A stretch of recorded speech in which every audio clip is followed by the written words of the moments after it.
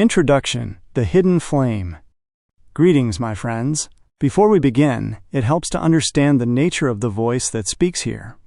This is not a proclamation, nor a doctrine, but a story shared from the road, shaped by memory, loss, and rediscovery. Some of what is told was lived within its time. Some were witnessed from the margins, where stories are carried longer than names. Much will reveal itself gradually, with care and discernment. We do not speak as authorities. We speak as participants, shaped by the same forgetting and remembering that defines the human path.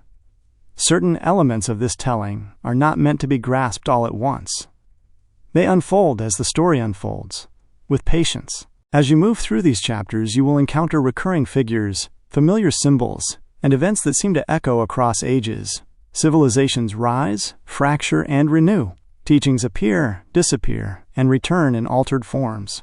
These are not presented as conclusions, but as patterns, the kind that only become visible when viewed across long spans of time. The chapters that follow are offered as a narrative map, one way of seeing how Lemuria, Atlantis, Egypt, the Essenes, Arthur's realm, and other lineages may be understood as expressions of a single current moving through history. Each age leaves a mark. Each figure serves as a signpost. Even when memory fractures, something essential is carried forward. If there is a purpose in this telling, it is not to resolve every mystery, but to invite you into a larger rhythm, one that moves beneath events, names, and eras. With that, we begin where the structure itself first becomes visible: the grid, the founders, and the deep architecture beneath history's surface. Chapter 1. The Grid and the Founders. There is a rhythm that underlies all creation. It is a vibratory force that holds supreme neutrality.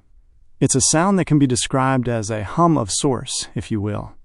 A resonance that shapes galaxies and breathes through every particle of existence. When we look across worlds, we do not see distances, but pathways of light connecting one living field to another. This is known as the universal grid, a living symphony. Each note a world, each chord a collective consciousness playing its part in the eternal song. In the earliest ages, before form took solid shape, creation unfolded through this design, the great lattice of energy that carries life between stars. You may picture this mental image, a vast cosmic subway network, each lane a synapse of consciousness linking one world to the next, connecting different levels of reality to others. Movement along these lines was not just for travel, but evolution. Earth and her neighboring planets, among others, are all part of this grid, holding their field for their quadrant of the universe. Stations in this subway system are checkpoints for resonance. Those whose frequency matches a station could pass through as naturally as walking through a doorway. Earth sits at the third density level of the grid, but has made progression to rise and evolve into higher density planes. Earth, though young, holds a unique harmony within the greater design, a resonance that could host many densities at once. Across her surface and within her depths lie stations or stargates of her own design, nodal intersections that mirror the cosmic subway system. These are vital access points connecting to different parts of Earth, other planets, and the varying dimensional bands. Control over these nodes means control of the system. These gates were crafted not as escape routes, but instruments of learning, stations where souls could move, grow, and remember. Let us try to compare this network to a well-known modality of your density. The chakra system is popular and most accurately aligns to the true reality. Just like your personal chakra system, the Earth has a planetary chakra system, as does the universal grid. The chakras are the stargates or portals strewn around the globe, usually in a well-hidden, phased-out access point.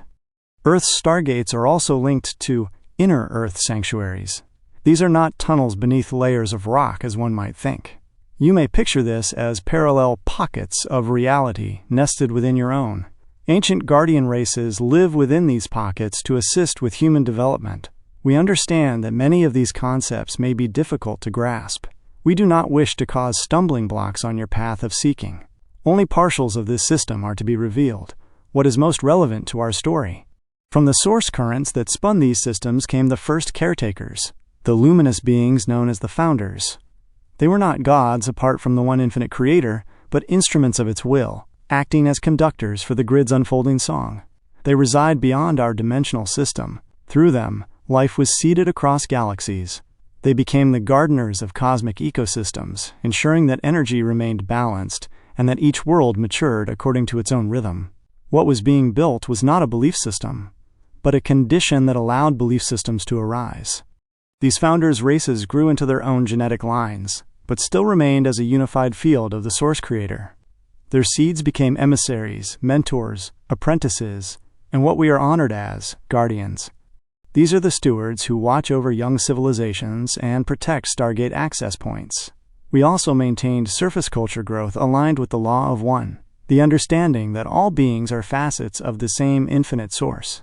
Some of us guardians would incarnate within human lines and live full lives, knowing their higher purpose to guide their way and assist others in remembering theirs. Eventually, the task of remembering became more difficult due to intruder interference. Still, their human lives lasted much longer than what you know of an average lifespan. This, too, became stunted over time. From these earliest instructions, polarity was allowed to blossom, for learning cannot occur in sameness alone. Service to others expands the field. Service to self contracts it. Both are honored paths within the grand experiment. The founders were tasked to maintain equilibrium so that no world would drift into permanent shadow or enforced light. To be in full union was to balance the divine masculine and feminine, the living offspring that is the Christos Sophia that flows through all creation. On Earth, the Guardians wove the first energetic scaffolds that would one day support human evolution. Their work was quiet, precise, and always in alignment with free will. Intervention was seldom, for true growth comes from within. They tended the grid as one tends a living organism, adjusting currents gently rather than by force. When we speak of these things, they are not what you call legend to us. We witness the birth of some of these worlds and the first shimmering of the stargates. It is humbling, even now, to recall how fragile and radiant the process was.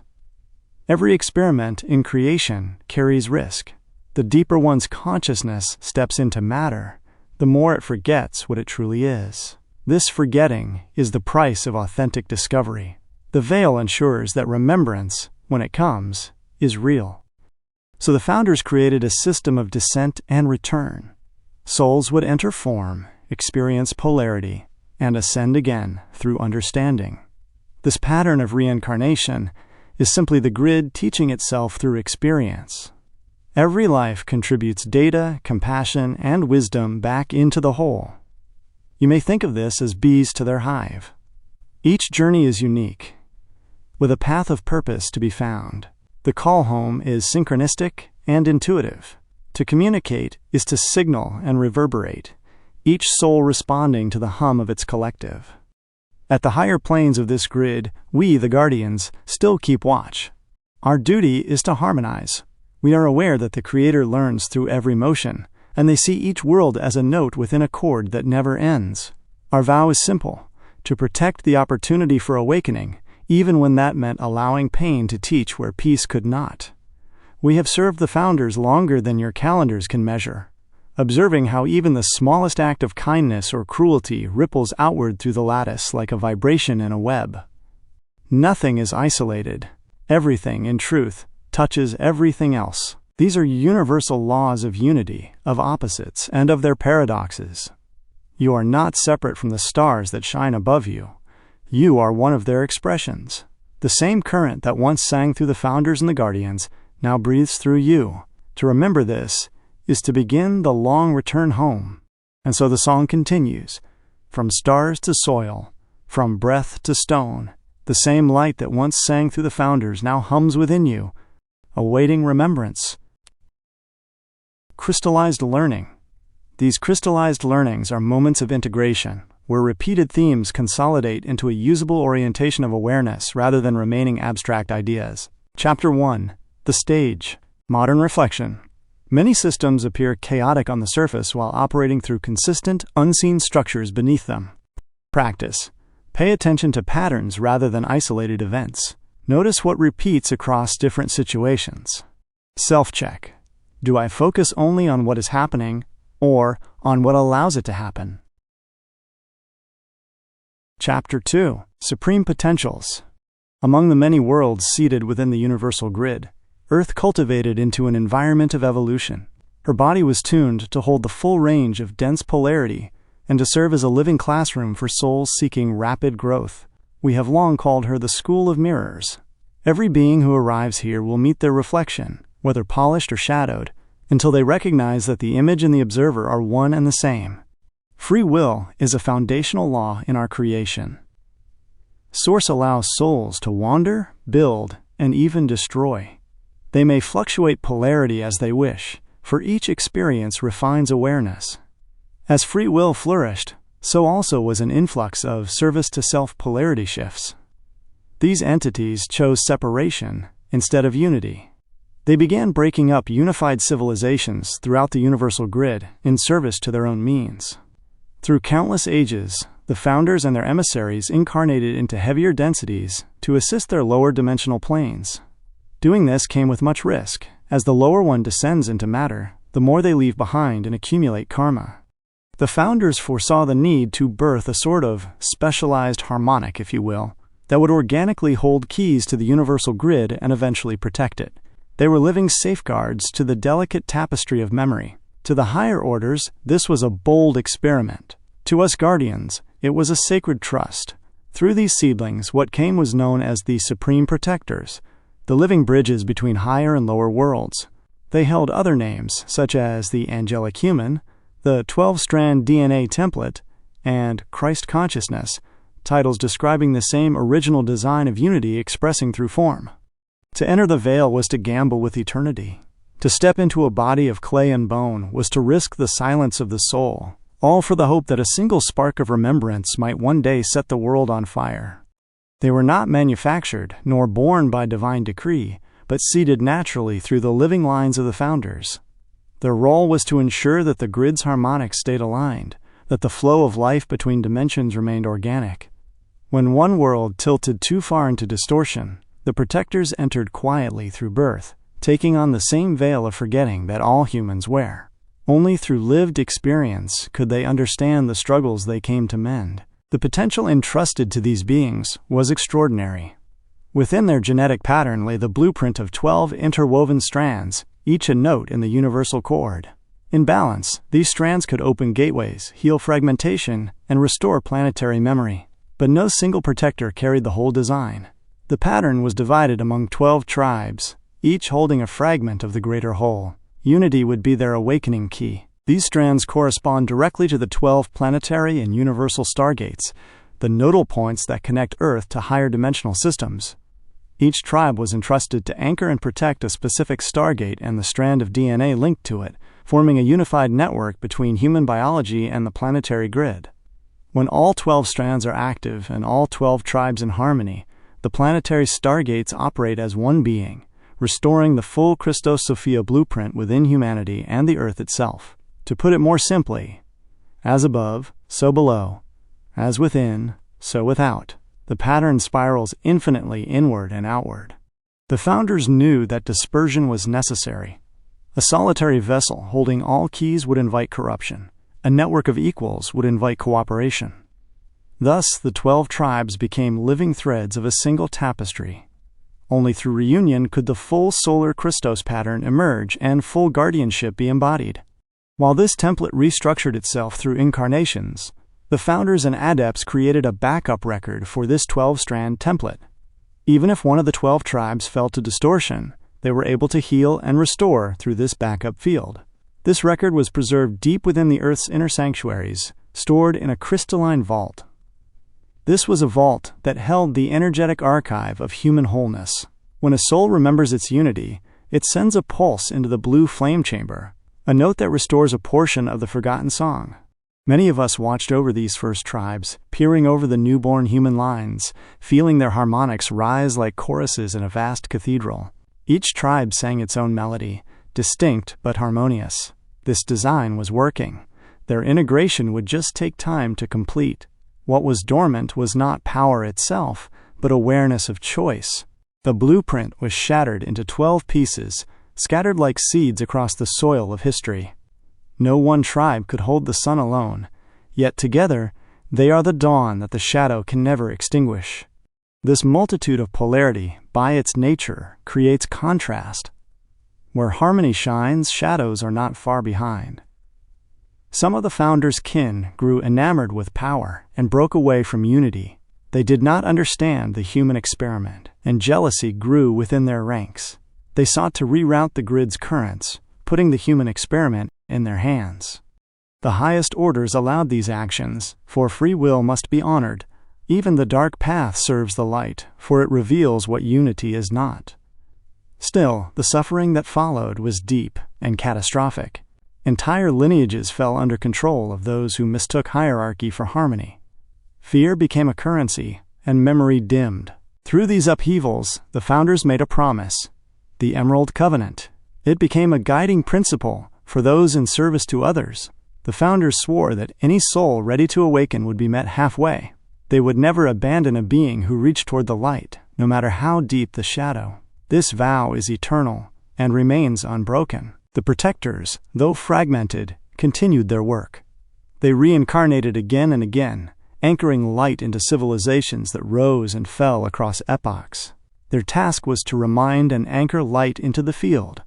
When masculine and feminine principles balanced within them, they became living conduits of the Christos Sophia current. They weaved their strand into the world through art, healing, compassion, and the quiet courage of service. The supreme potential of Earth is humanity's awakening to its true design. Every soul carries within it the same architecture the founders built. Every act of kindness repairs a filament in the greater web. Resonance to the grid strengthens its resolve and connectivity. To ascend is simply to harmonize the currents within the self, so that the inner grid matches the universal one. Their existence was not meant to inspire worship, but to remind humanity that such architecture lies dormant within its own design. Crystallized Learning. Chapter 2. Latent Capacity and Choice. Modern Reflection. Many people sense untapped capacity within themselves, but confuse inherited conditioning with true limitation. Practice. When a limitation appears, ask whether it is something you have directly encountered or something you learned to expect. Self-check. Where have I accepted a boundary without examining how it formed? Chapter 3. The Negative Polarity. Every current of creation has its counterflow. Where one stream carries harmony, another will test its strength. A positive pole will have a negative pole to correspond. This is not good versus evil, but balance. For in a universe of free will, all choices must be given room to breathe. Without contrast, awareness remains undifferentiated, unable to recognize itself through experience. To the founders, this was a known truth. To those of us who watched from the outer stations, it was a solemn inevitability. Among the earliest angelic and starborn orders, there were some who turned away from unity. They sought to know creation not through cooperation, but through dominion. They reasoned that if all is one, and the self is the one, then they must be the one who may rule over the many. In this misunderstanding, the path of service to self was born. It was not the invention of evil, but the consequence of separation. They believed in order to succeed, one would do whatever was necessary, even harming others, to get their way. This mentality has many names and faces, but collectively, they are referred to as those of Belial. The name has shifted through languages and myth, but what it represents is constant, the will to bend the light of others toward the self. They were brilliant, cunning, and often sincere in their conviction that order required force. The tragedy of their path was not that they enjoy darkness, but that they could not remember the light is within them as well. We have stood before them many times in your histories. They are not demons with horns and fire, but children of Source wearing the armor of pride. To see them with the eye of unity is to recognize lost kin. They had many different motivations and intentions, but their cognitive inertia toward the negative polarity kept them united, so to speak. It is not wise to hate such beings. Hatred only feeds the polarity they sustain. Instead, we observe, we hold the line, and we wait for the long curve of memory to bring them home. The Belial orders wove themselves into the human experiment from its earliest days. They understood that, to control a world, one need not destroy it, only influence its inhabitants. Fear is a subtle architect. It builds invisible cages. They whispered to the newly forming priesthoods, promising power in exchange for devotion. They guided kings to equate obedience with divinity, and taught nations that conquest was security. In one particular cycle, when the distortions grew thick, the Belial factions had corrupted entire planetary networks, turning brother against brother. Some of us petitioned the higher councils for permission to intervene directly. We were reminded that free will must remain sovereign. Our task was not to fight, but to keep the pathways open so that those who sought light could still find it. Their mastery was psychological. They learned that by twisting the ego's need for recognition, entire populations could be steered. In every age they took new names: gods of wrath, emperors, hierarchs, secret orders, institutions that fed on the obedience of many. The ones who created unjust suffering for others, whether knowingly or not, were victim and victimizer for the Belials. This was, as you say, the bread and butter of their activities on earth. Even if you prefer not to fall prey to these groups, remaining indifferent allows a window into your influence. The sinkhole of indifference does not polarize in any direction and remains to repeat cycles. Karma collected during a lifetime would remain intact and carry forward into future incarnations. Their wish for humanity is to remain ignorant, so they may continue their work of influence. They have a variety of methods of control they have used on your population for many centuries. Understanding them is not as important as grounding yourself within the law of one principles of service. Doing so cultivates natural immunity to their pull. For the Guardians, this polarity was the great sorrow of the grid. The pathways we had tuned for the free exchange of light were rerouted into loops of control. The living current of unity became a web of hierarchy. Humanity, meant to explore creation through love, began to repeat lessons endlessly. Still, the law of one does not condemn. Even the path of contraction serves the whole. To experience distortion is to learn the cost of forgetting. Everything we experience is grist for the mill of our evolution. Eventually, the pressure of imbalance creates its own correction. Many who walk the path of self eventually encounter their own reflection and rediscover compassion, whether they want to or not. When that moment comes, the Creator rejoices, for no child is truly lost. The Belial field continues to grow and flourish in your density. They will simply run their course until the souls within it tire of isolation and turn again toward the whole. When that happens, their immense willpower, once used for control, will become a force for restoration. While they will be given the opportunity to heal, they first must pay the cost of their accumulated karma. They must reap what they have sowed. Such is the mercy of the design. Polarity is not an enemy to be conquered, but a teacher to be understood. Those who serve the self are still fragments of the same Creator that breathes through you. To hold this awareness is to step beyond duality and into mastery. In that recognition, even the darkness becomes part of the light. Contrast did not arrive to divide creation, but to give it something to learn from. Crystallized Learning.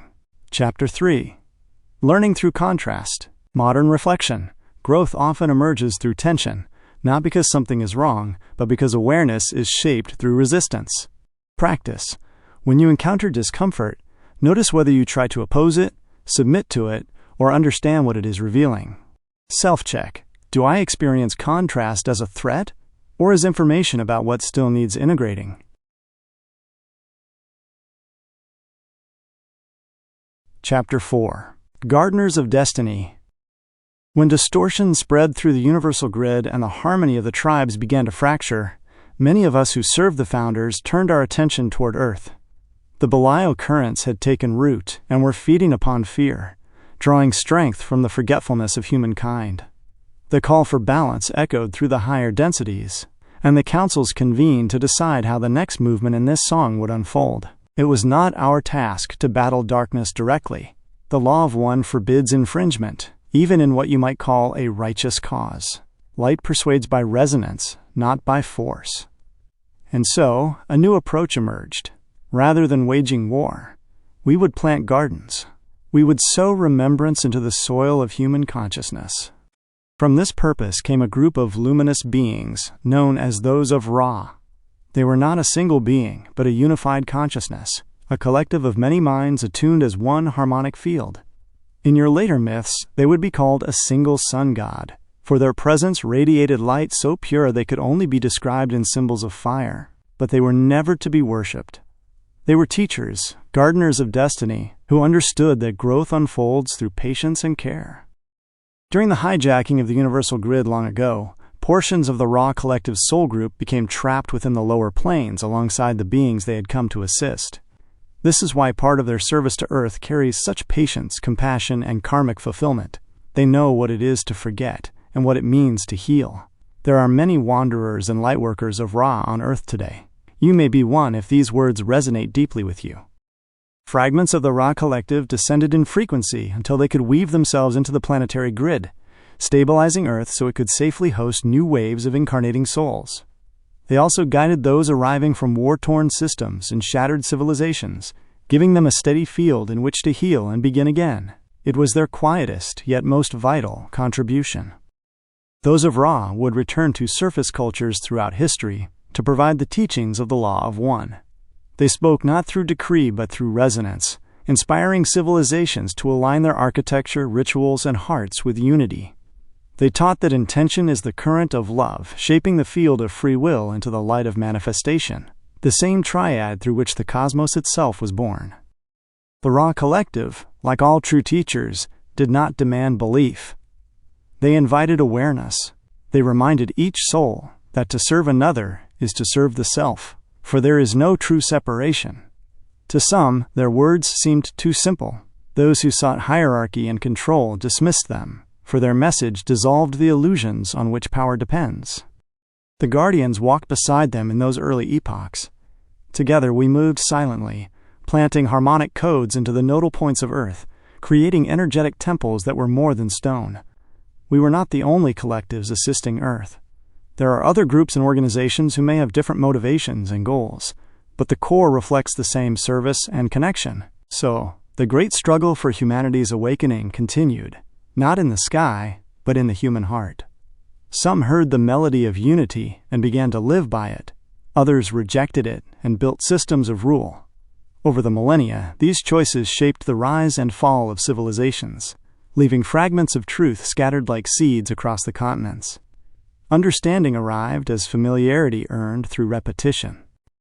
The guardians who followed the Law of One did not abandon the Earth. We took the long view, knowing evolution moves in spirals. When the frequency of a civilization dimmed, we preserved its wisdom in symbol and story, waiting for the next generation to rediscover it. When one continent's light waned, we kindled another. The flame of unity could be buried, but it could never be extinguished. Many who read these words have felt their call without realizing it. A quiet stirring to live kindly, to seek truth, to forgive. That same resonance once flowed through the temples of old. When you act from love, you continue their work. The Guardian's mission has never ceased. We still tend the gardens planted long ago, watching as humanity begins to awaken. The soil is turning, the seeds are stirring, and the same light that shone through the higher realms now rises within Earth's inhabitants. Remember this above all. The Law of One was never about worshiping higher beings. It was about becoming conscious participants in the same divine field. The plants and flowers inside the garden are beginning to remember. Crystallized Learning. Chapter 4. Learning through Environment. Modern Reflection. Most transformation occurs through lived conditions rather than instruction. Practice. Notice one situation where the environment shaped your response more than advice or rules. Self-check. Do I trust experience to refine me, or do I wait to be told what something means? Chapter 5. Lemuria, the Forgotten Age. From the seeds of guardians and emissaries, a civilization blossomed, a land remembered now as myth but alive in Earth's memory. This would be a time before what you call the Stone Age. This was Lemuria, Earth's earliest relationship with cosmic unity. When the air shimmered with color and the ground itself sang, harmony was a natural state of being. To live was to flow in rhythm with the Earth's breath, to know no separation between the inner and outer world. It was here where my individuated self first incarnated on Earth. I was known by the name Sohei, a sound my people used to call one who listens. I keep that name even now as a guardian, for it reminds me of who we were and who we are becoming again.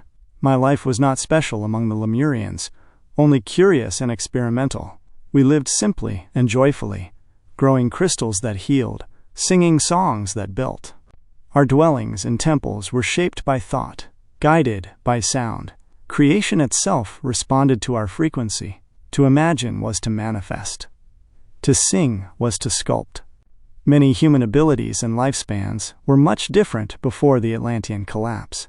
The method of communication was much different then as well. The language was vibration, color, and feeling.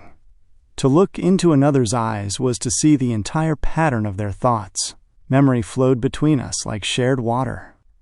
There was no deceit, for none of us had yet learned to hide. The feminine current of Sophia guided our intuition and memory, while the masculine current of Christos gave structure and motion to form. Although our technology was primitive, together we created a balanced world of gentle beauty. We lived among crystal towers that harmonized with the planetary grid. The Earth responded to our consciousness as a friend to a friend. Healing was performed through tone and intention. Our children were taught to feel the patterns of weather and call the rain through music. Interdimensional communion was common. Guardians and luminous beings walked among us as mentors and kin. In time, new souls began to arrive, not on ships or portals, but through human newborn lives. Many souls were refugees from other systems that had fallen into conflict. They came seeking rest and renewal, drawn by the peace of Lemuria. Some found healing quickly and melded into our harmony. Others carried wounds too deep to release, memories of hierarchy and power that stirred faint desires for control. As these children matured, a quiet longing for individuality began to appear among us. It was not defiance, only curiosity, the beginning of self-awareness. The priests of ancient Melchizedek guardians, vowed to remain within the inner sanctuaries of Earth as intermediaries between higher realms and humankind.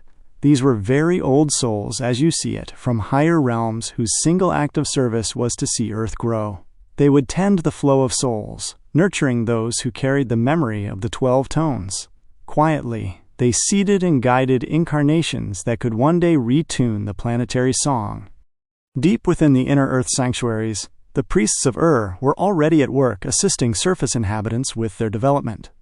Their task was to seed the inner gateways that would one day contribute to the Vault of Amenti, so that souls might move safely between worlds and ascend to higher dimensional planes.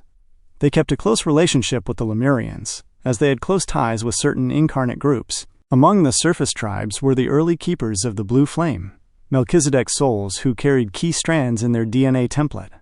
They were the living mirrors of the Creator's feminine fire, holding harmony between heaven and earth.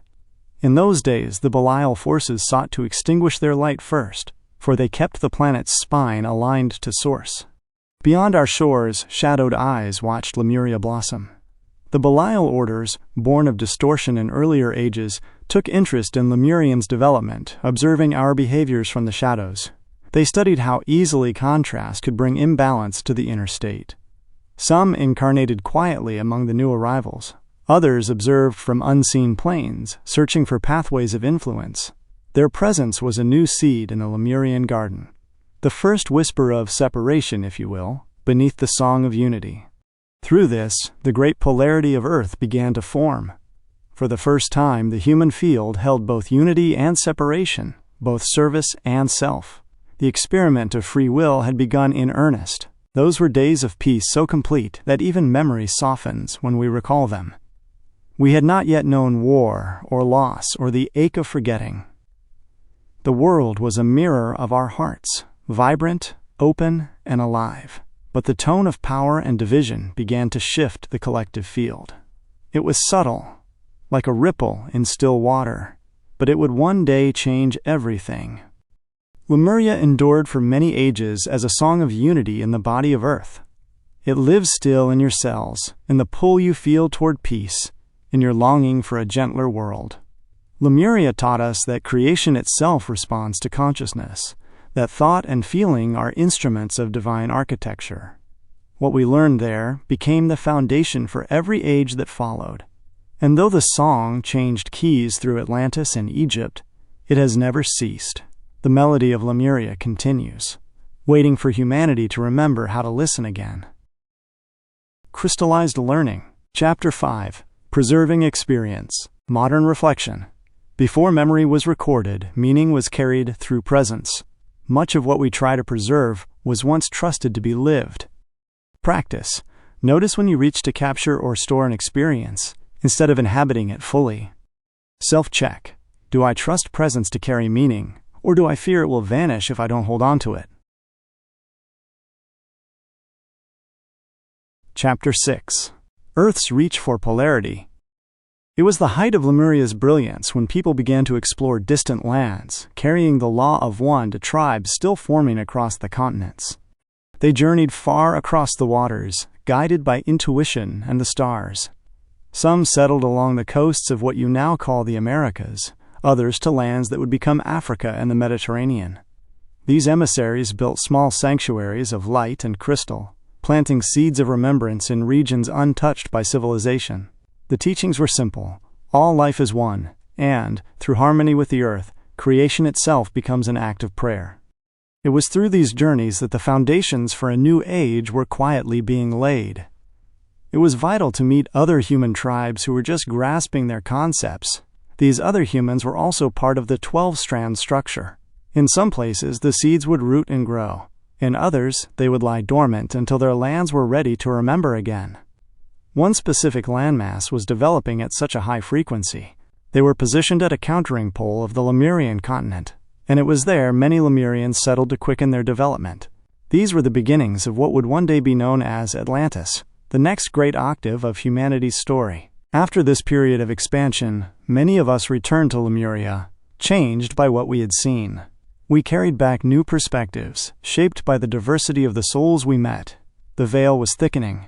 Individuality was growing stronger. Creation was learning to express itself through contrast.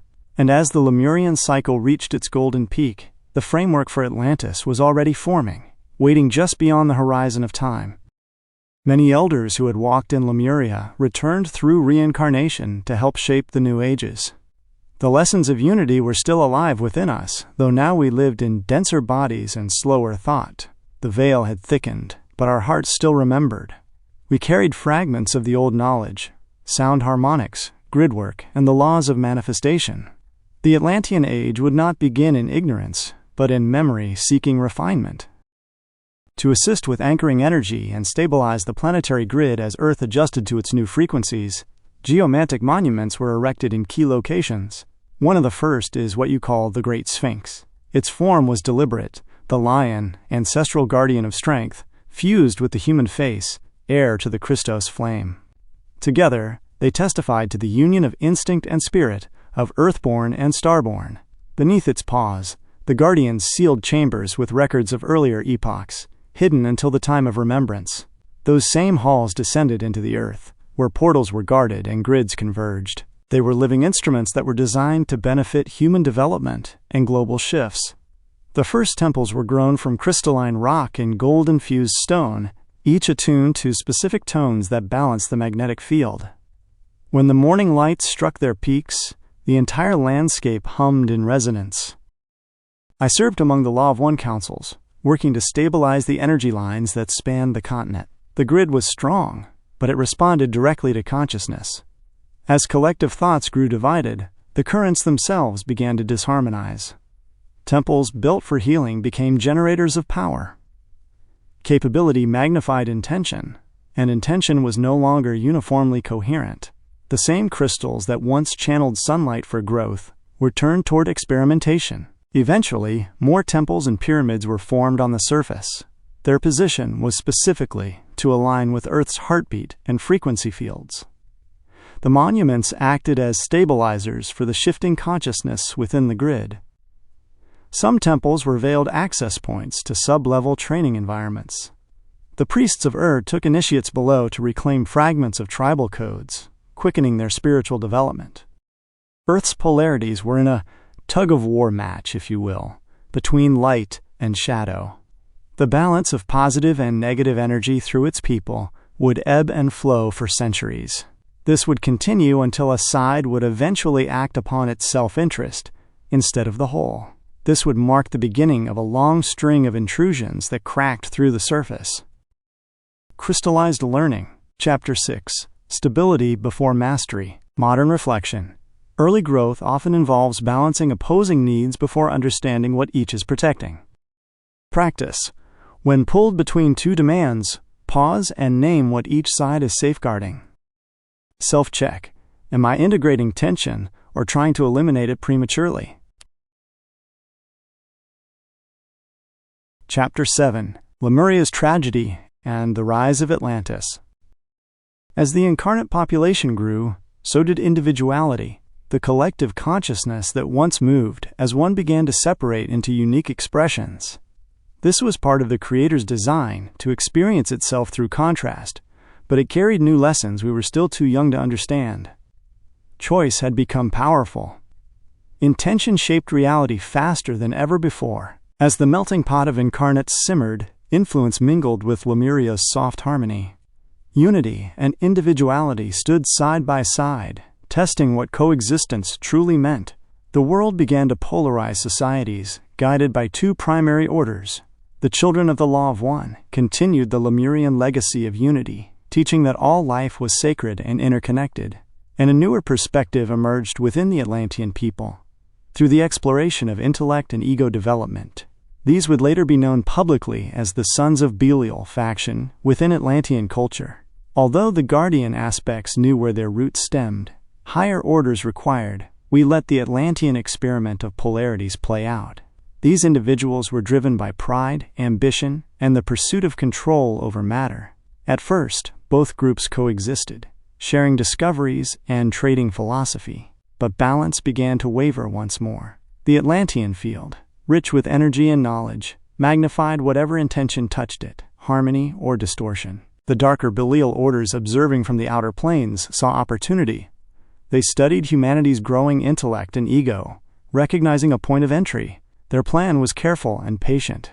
They intended to coerce the youngest Atlantean populations, who were beginning to organize around scientific and mental pursuit. These souls, eager to master form and structure, were more susceptible to subtle influence. Through dreams, impulse, and fascination with control, the Belials seeded small distortions that would later grow into rigid patterns. Long before direct contact, the shadows had already begun carving out vast chambers beneath the Earth's surface, directly under the dense populations of Lemurians and Atlanteans. These underground spaces became their hidden domains, where they could manipulate frequencies without detection. From below, they experimented with the crystalline currents of the grid, seeking to twist its resonance for dominion. They targeted specific DNA-related human incarnates to do their bidding. This allowed their energy and propagandic imprint to spread like wildfire through key governing circles. Rumors of the underground tunnels and chambers reached the Lemurian people, but those of us who worked closely with the crystals could feel it. The vibration beneath our feet had changed. There was a dullness, a slow pulsing out of sync with the natural flow of Earth. We managed to get a fair portion of the Lemurian people to act. The Lemurian elders sent envoys to the growing Atlantean settlements to warn them as well. These new Atlanteans were bright and full of promise, building with precision and mathematics that surpassed our own. But their focus on the mind had begun to dim their intuition.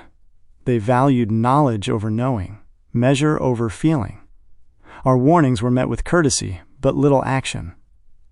The Atlanteans believed their systems were too advanced to be deceived. In their confidence, they could not see how pride had already opened the door. The Lemurian councils gathered in urgency. The energy beneath the continent was worsening, sending dissonance through the planetary grid. Some of our seers foresaw that if nothing was done, the influence below would not only destroy our societies, but reshape the face of the Earth itself. Desperation drove us to act.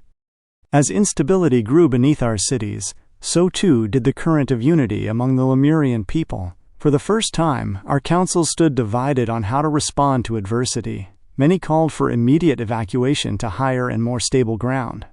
Others insisted we could seal the intrusions using newly developed crystalline technologies.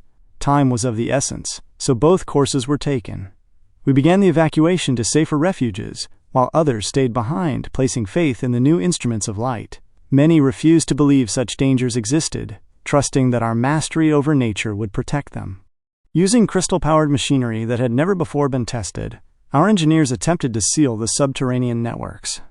The machines were designed to project harmonic resonance into the Earth's crust, closing energetic rifts and neutralizing the distortion below. For a moment it appeared to work. The grid brightened and the interference quieted. Then came the backlash. The frequencies collided, amplifying instead of canceling.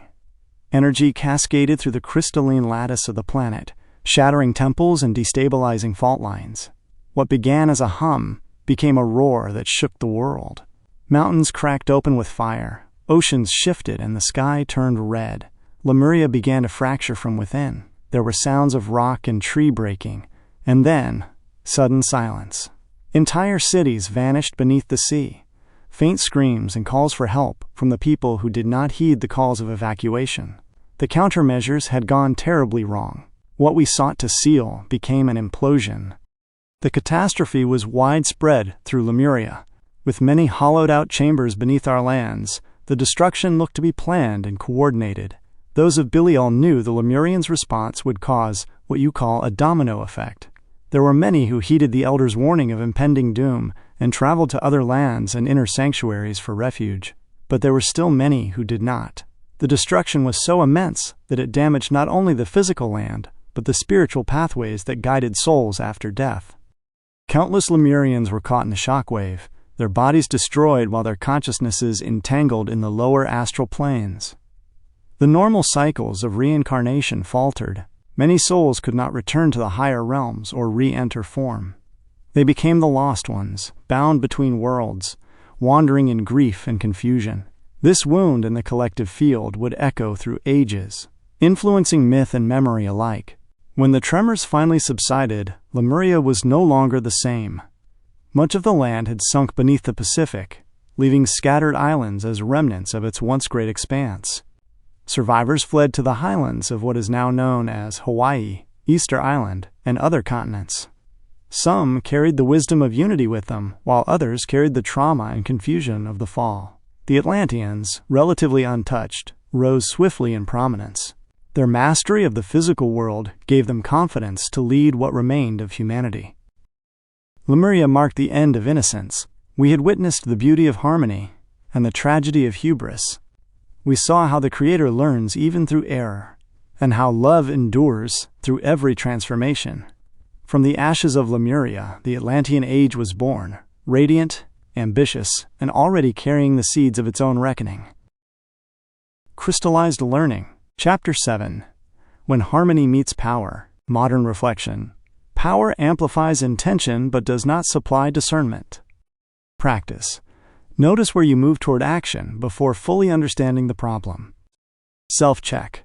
Am I acting from clarity or from urgency to regain control? Chapter 8. A Crystal House of Cards. The Atlanteans took in many Lemurian refugees after much of their land was lost to the Pacific Ocean. This was a fairly smooth integration, as many Lemurian explorers already settled on Atlantean soil during its earliest years. Now, with two strong currents, Atlantis became a beacon of advancement. Its architecture was crystalline and geometric, aligned to the stars and ley lines of the planet. Great pylons conducted solar energy directly from the upper atmosphere. Water and light were interwoven through every structure, turning the entire continent into a resonant field. From above, it appeared as a vast mandala of color and motion. For a time, balance returned. The underground shadow networks lay dormant after the Lemurian implosion, and humanity was given a chance to begin anew. The Atlanteans excelled in all forms of study: vibration, healing, energy conversion, and the subtle art of manifestation through thought. They expanded communication across oceans through crystalline transmitters and used light frequencies to heal the body and extend life.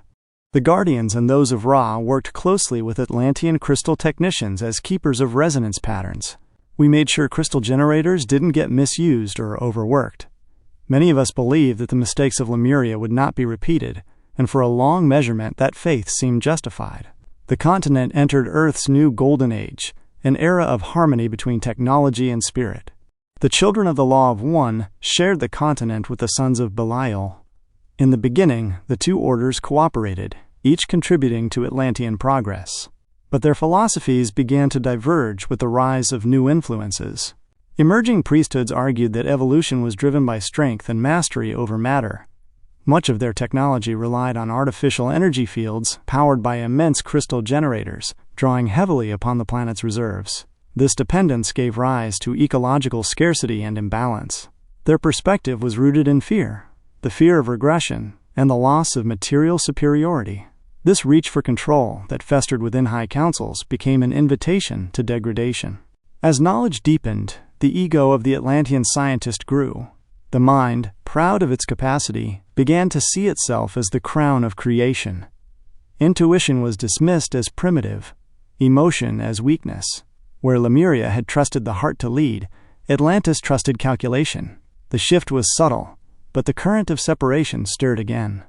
The Belial influence, long waiting beneath the surface, began to whisper once more. It exploited the blind spot of intellect, untempered by humility. Promises of greater power, of limitless energy, of control over death and time were offered.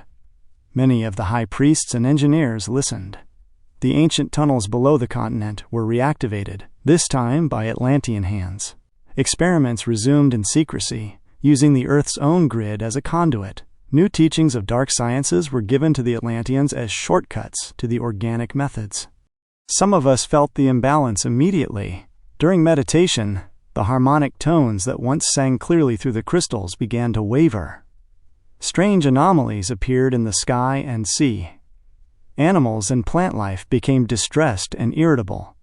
When the planet's magnetic field pulsed irregularly, we appealed to their councils for restraint. They dismissed our concern. Progress had become their faith, and doubt was seen as weakness. The more Atlanteans manipulated energy, the more they believed they were masters of it. The law of one was still spoken, but fewer lived it. Knowledge had outpaced wisdom. The same light that healed could now destroy if mishandled. When the first great energy amplifiers were built, some of us knew what was coming. The technology was beyond the ethical maturity of its users. I recall standing at the edge of one such construct, feeling the vibration beneath. It sang out of tune, the same sound I had heard in Lemuria before the fall. The amplifiers were meant to stabilize the planetary grids through harmonic resonance, but their frequencies became distorted when the Belial technicians altered the angular spin of the crystals to harvest energy from the Earth's core. The once balanced crystal mechanics of Lemuria and grid networks began to overload. Experiments in dimensional teleportation tore openings in the magnetic grid, destabilizing the poles. The Guardians warned that continued misuse would fracture the planetary shields. The priest-scientists of Belial refused to cease. When the great crystal of Atlantis reached critical inversion, an immense shockwave rippled through the grid, tilting Earth's axis and submerging vast regions beneath the sea. The cataclysm that followed would become known as the Great Flood in scriptures and brought darkness to human memory, the destruction of Atlantis. When the grids fractured, the loss was far more than physical. The energetic architecture that joined Earth's field to the memory halls of Amenti collapsed, severing humanity's link to collective memory. The planetary shields flickered, the crystalline record system shorted, and the natural flow of soul intelligence through the DNA template was interrupted. Whole libraries of remembrance, skills, languages, and lineages fell silent within the species.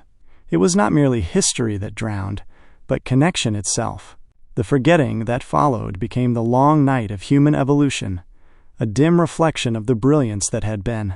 In myth, it would be called the Great Sleep, when the children of Earth forgot their origin in the stars. Before the final implosion, the Guardians and the Law of One priesthood created and secured special tools of alignment and ascension, the sacred golden rod and staff. These were crystalline-powered instruments encoded to the planetary grids, designed originally for healing and interdimensional transport. Along with the Ark, they were removed through Stargate corridors into safer zones within what would become the lands of Egypt. They would preserve the covenant architecture for a future cycle of restoration. In the centuries following the deluge, survivors of the Law of One migrated east, carrying fragments of their science and memory. Guided by the Guardians, they established new temples along the Nile where the energy lines of Atlantis still converged. There, they re-anchored the Ark technologies beneath the sands and began the long work of remembering. Thus, from the ashes of Atlantis arose the dawn of Egypt, an echo of the old solar wisdom, reborn to guard the path of ascension until humanity was ready to recall its origin once more. Crystallized Learning. Chapter 8. Amplification without integration. Modern reflection. Systems can increase capability faster than awareness matures. Practice. Notice when efficiency or expertise pressures you to override inner alignment. Self-check. Am I following what is effective or what is coherent? Chapter 9. The Vault and the 12 Keys.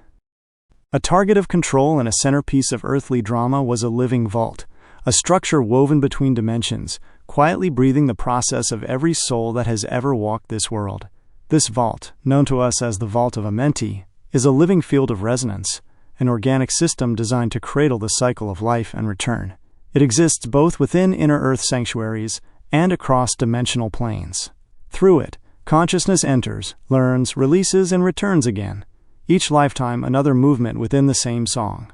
The vault ensures that no spark is ever truly lost, that every soul may find its way back when the time of remembrance arrives. It holds the backup records not only for human ascension and template blueprints, but for countless other species within the universal grid. The vault served as the primary access point through which souls could reincarnate into Earth's many lineages. This living vault also functioned as a pathway to recover and restore lost souls across the lower dimensional planes, preserving the continuity of evolution. It remained a vital component of the Emerald Covenant. At its creation, the vault pulsed with blue and white fire of perfect harmony.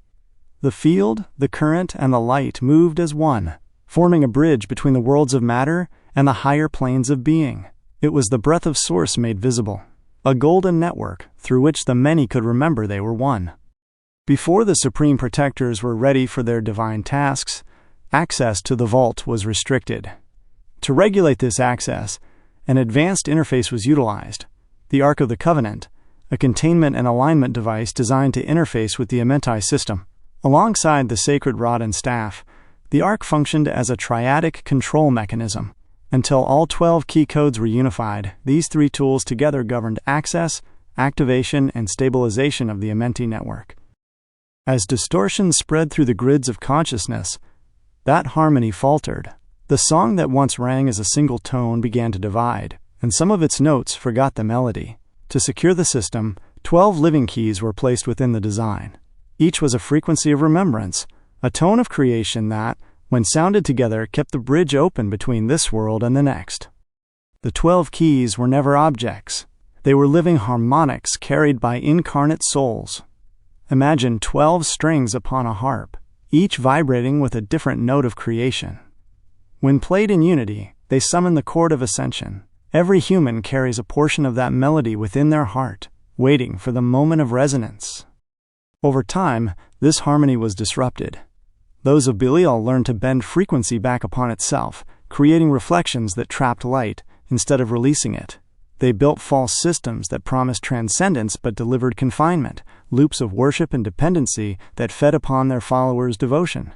Their intent was not simply to rule, but to drown the living song in noise until no one could recall its original tone. After the Atlantean collapse, the Guardians took measures to protect the vault, as well as have it remain functional as Earth's reincarnation system.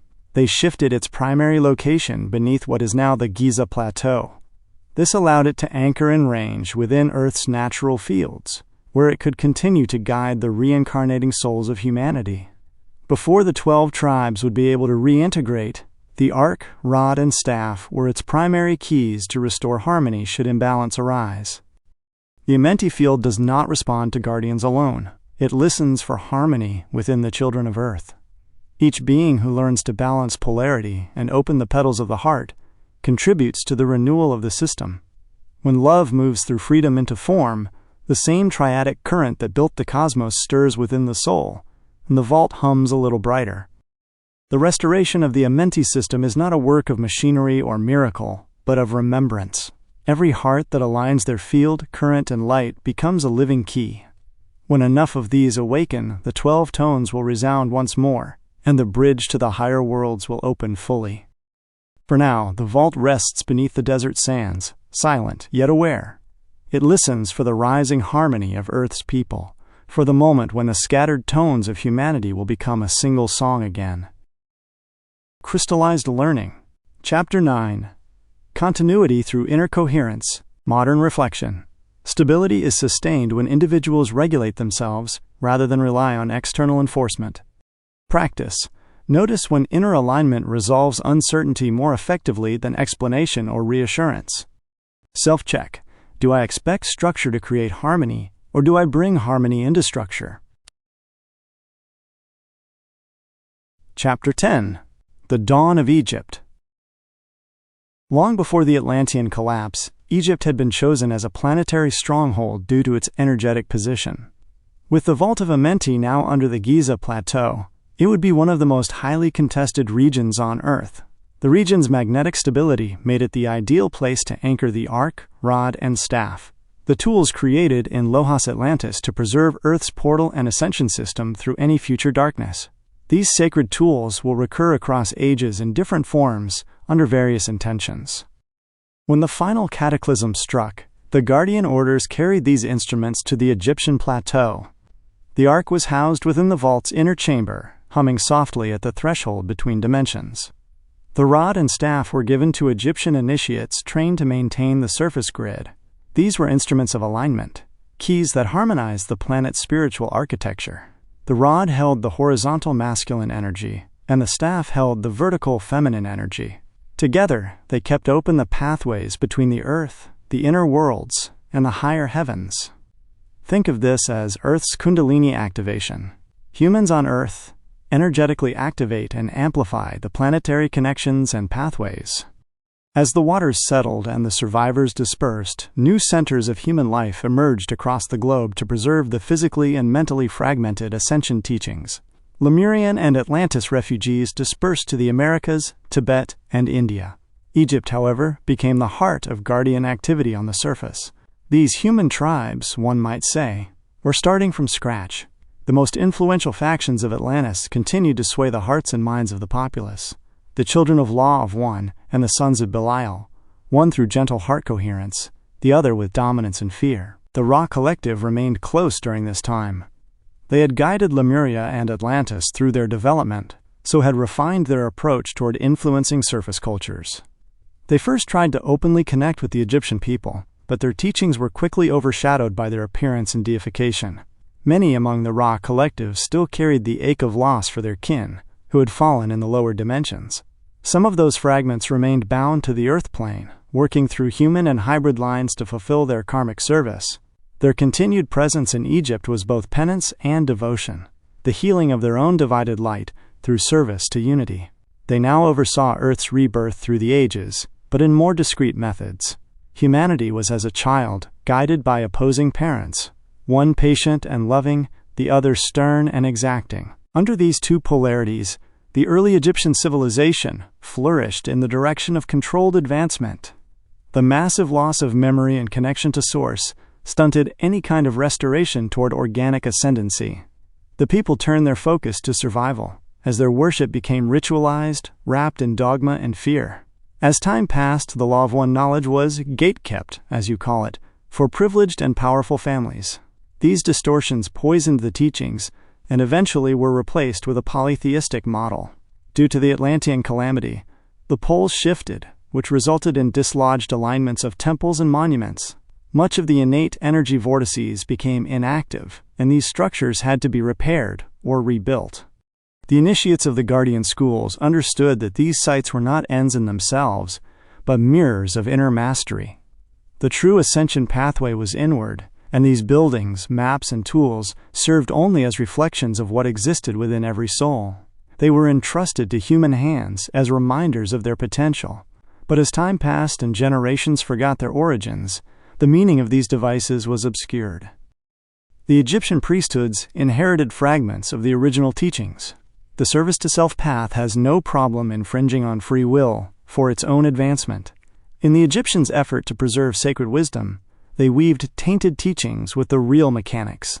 The archetypes of creation, life, wisdom, renewal, and balance were personified into forms that would later become the gods of Egypt. These archetypes were once luminous reflections of universal forces, but over time they hardened into literal deities. Worship replaced understanding. It was during this age that the Belial influence increased dramatically, working quietly through select king lines and temple hierarchies. They redirected the sacred sciences toward power and control. Ceremonies that once attuned the body to Source were inverted to bind the soul to servitude. The pantheon multiplied, and, with it, confusion. Humanity was kept busy chasing divine names, while forgetting that divinity was their own essence. Those aligned with the light watched quietly from the inner sanctuaries beneath the plateau. They intervened only when genuine seekers broke through the illusion of separation. To those few, knowledge was still offered, not for privilege, but as resonance. Through dream intuition and subtle guidance, the law of one whispered its reminder: all beings are the Creator knowing itself. Earth historians trace Egypt in a straight line from the Old Kingdom through the Middle and into the New. A civilization obsessed with death and the afterlife, ruled by dynasties that believed their kings were gods. What history does not tell is what those kings were guarding, nor why so many temples were aligned with impossible precision to the stars. They would say it was religion, but in truth, it was origin.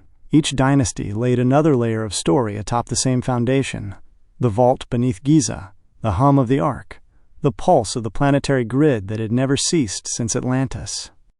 By the time of the early dynasties, the original guardian knowledge had already faded into myth. The pyramids had become only monuments, or tombs, rather than instruments. The priesthoods maintained fragments of the ancient sciences, but they no longer remembered their purpose. The gods had multiplied, each a reflection of some long-forgotten archetype. The people prayed outward, not inward, and the rulers, though cloaked in divine titles, were mostly caretakers of a mystery they no longer understood.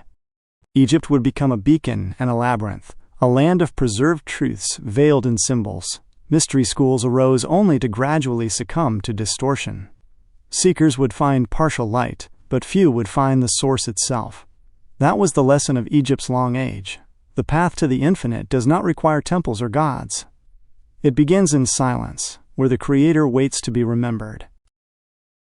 Crystallized Learning. Chapter 10. When Form Replaces Origin. Modern Reflection. What begins as a reflection of truth can gradually be mistaken for the truth itself. Practice. Notice when habits, symbols, or authority provide comfort without clarity. Self-check. Do I use forms as gateways to understanding, or do I let them think for me?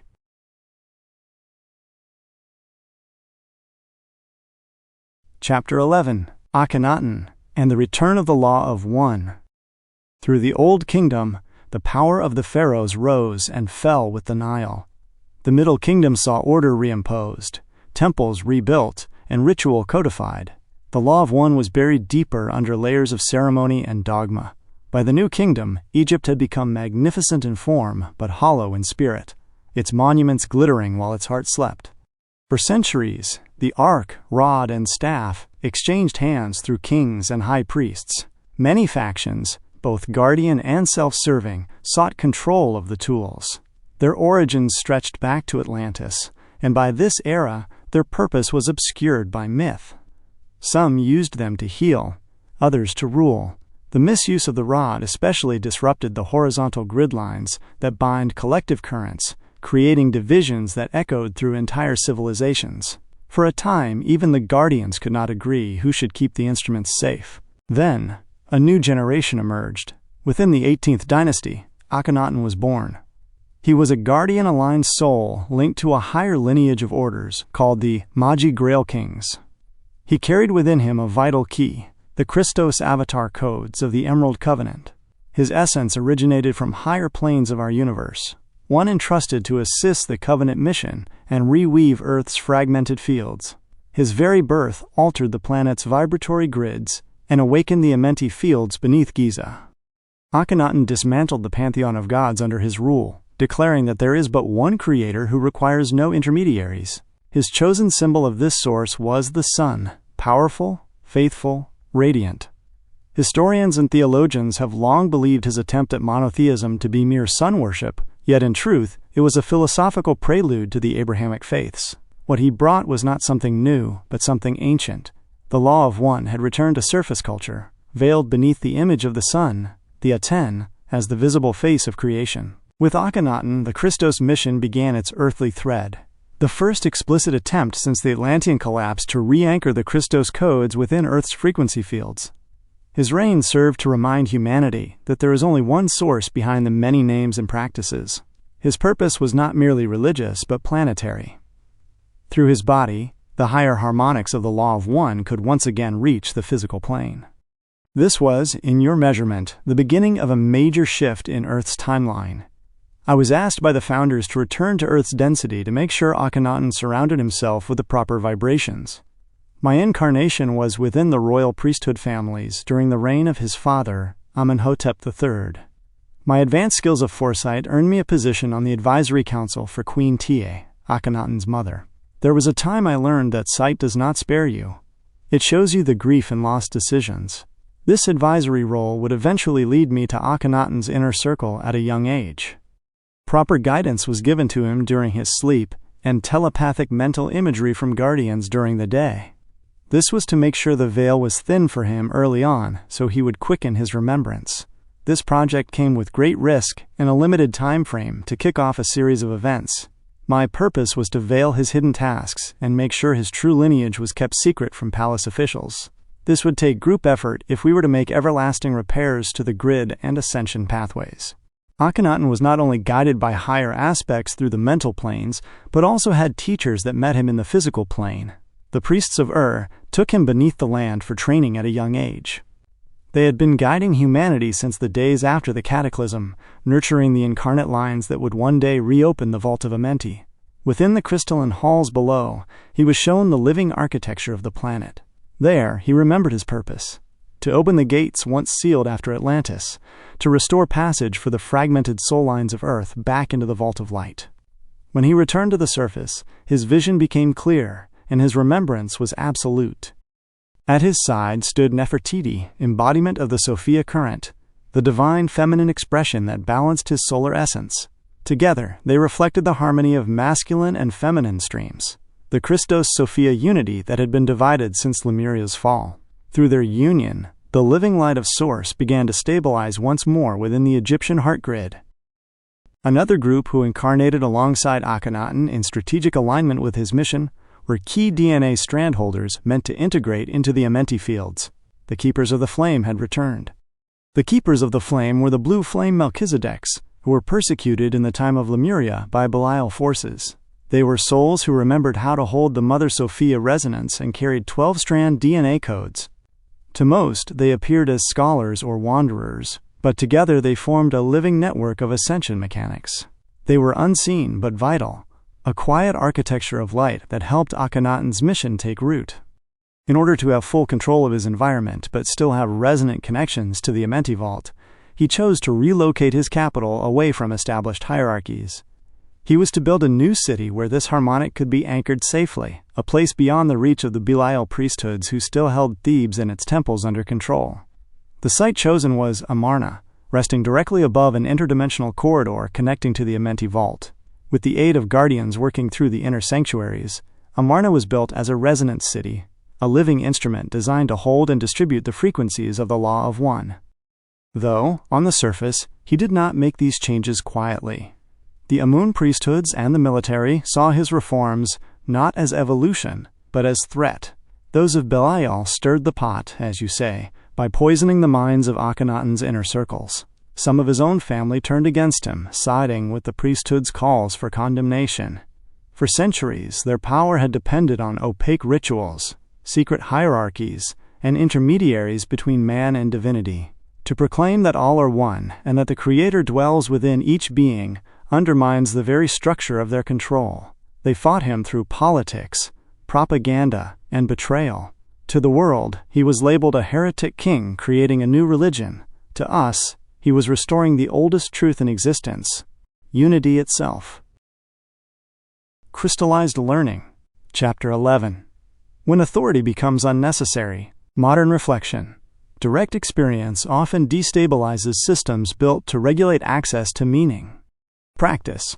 Notice when your clarity feels quieter and steadier than what is socially reinforced. Self-check. Do I look outward for confirmation or inward for coherence? Chapter 12. Fall of the Heretic King. Amarna was meant to be a crystalline architecture, tuned to the frequencies of the Law of One. The temples, homes, and courtyards were aligned with the energetic grids. Every stone placement was deliberate, meant to echo the harmonics of the higher realms. To the historians, it was a strange new city of worship for a single sun disk. But to those who understood, it was a recalibration of Earth itself, a geometric prayer built into the land. There, Akhenaten gathered those few who still remembered inwardly, the keepers of the flame, the inner Earth adepts, and the awakened among his own lineage. Through ceremony and vibration, they stabilized the Earth's field, relinking portions of the human grid to the Amenti system. His work was quiet, invisible to most, but its effects rippled across the morphogenetic structure of the planet. Slowly, pieces of the 12-strand codes were integrated into the Amenti fields. For the first time since Atlantis, the ascension pathways were open again. Under quiet counsel with the priests of Ur, Akhenaten established Amarna as both school and sanctuary. Together, they trained Egyptian families ready to learn the inner sciences of life extension, energy coherence, and ascension mechanics. These teachings were not about escaping death, but about remembering patterns. The families were taught how to keep their frequency aligned with Source, so the soul could remain conscious through its transitions. They became the keepers of living light, stewards of the original law of one flame. Centuries later, their descendants would emerge as the Essene orders. But such light draws opposition. The Amun priesthood, still bound to the distorted pantheon and the influence of the Belial forces, saw Akhenaten's vision as rebellion. Their temples in Thebes, the imperial capital, had long maintained control through elaborate rites and the worship of many gods. Their sacred sciences blended real ascension mechanics with closed-loop pathways that would never reach source energy but would imitate it. Akhenaten's decree of unity threatened not only their doctrine, but their authority. The military and the wealthy priest class began to conspire, spreading fear that Akhenaten had forsaken the gods and would bring ruin upon Egypt. At the height of Amarna's secret ascension work, a major alignment project unfolded.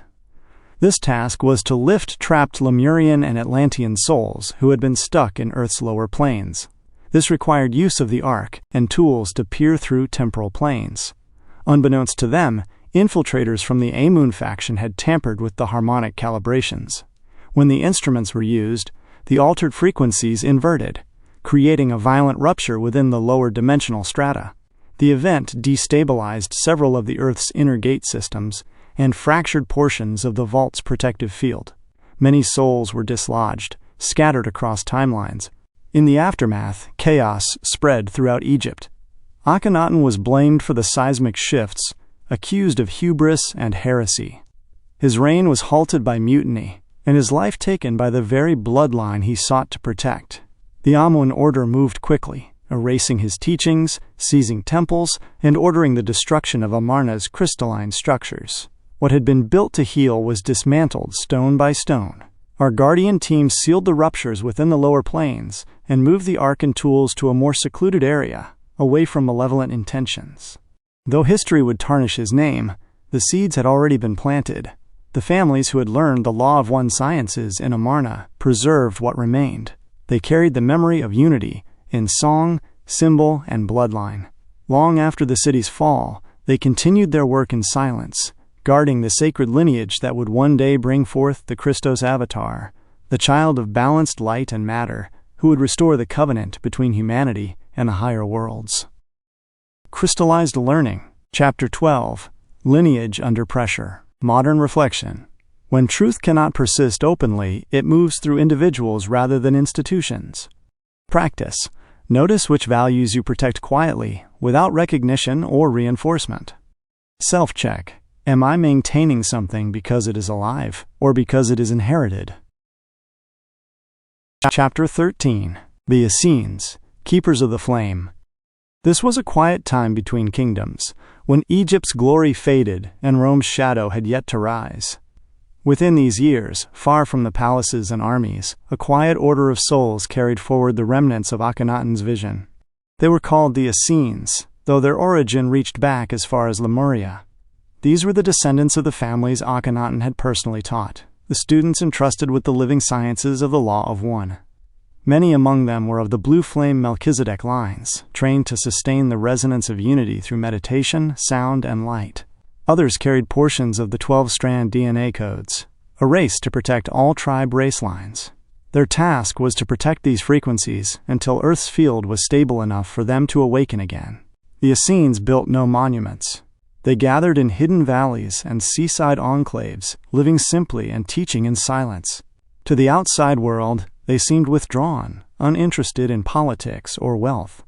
Yet beneath that simplicity burned a sacred charge, to prepare the vessel for the next great embodiment of unity. The Amun priesthoods, still steeped in outer ritual and hierarchy, continued their own traditions elsewhere, binding Egypt to the echo of its former gods.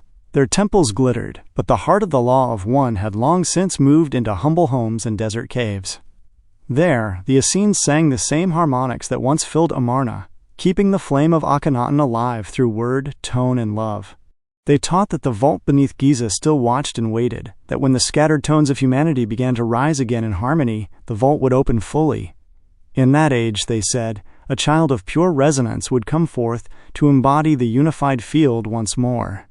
The frequency of the sacred tools would incarnate as lived souls and anchor permanently into the grid.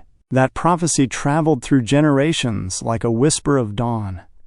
Few believed it, fewer understood it. Some Essene priests felt they should stop hiding their burden and prepare the world for what is yet to come.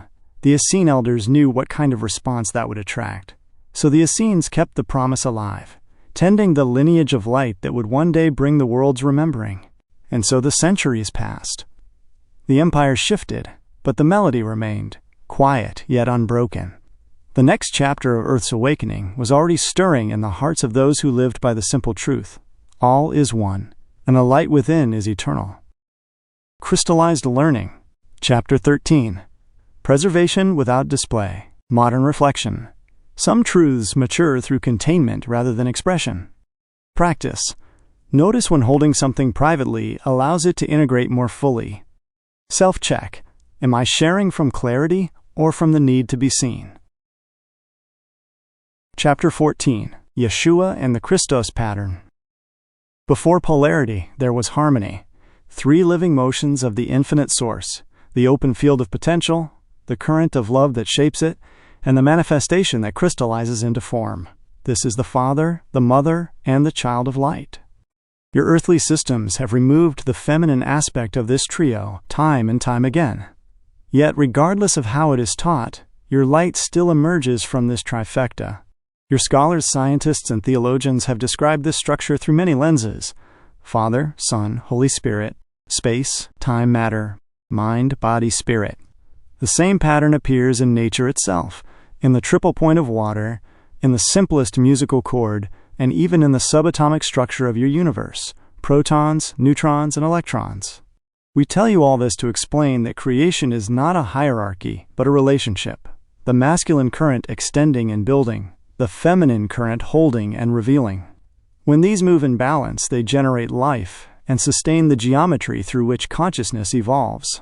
To forget this harmony is to fall into distortion. To remember it is to awaken the Christos Sophia, the child of light, within. This remembrance is a living energy, light moving through love into matter, allowing spirit to express as humanity.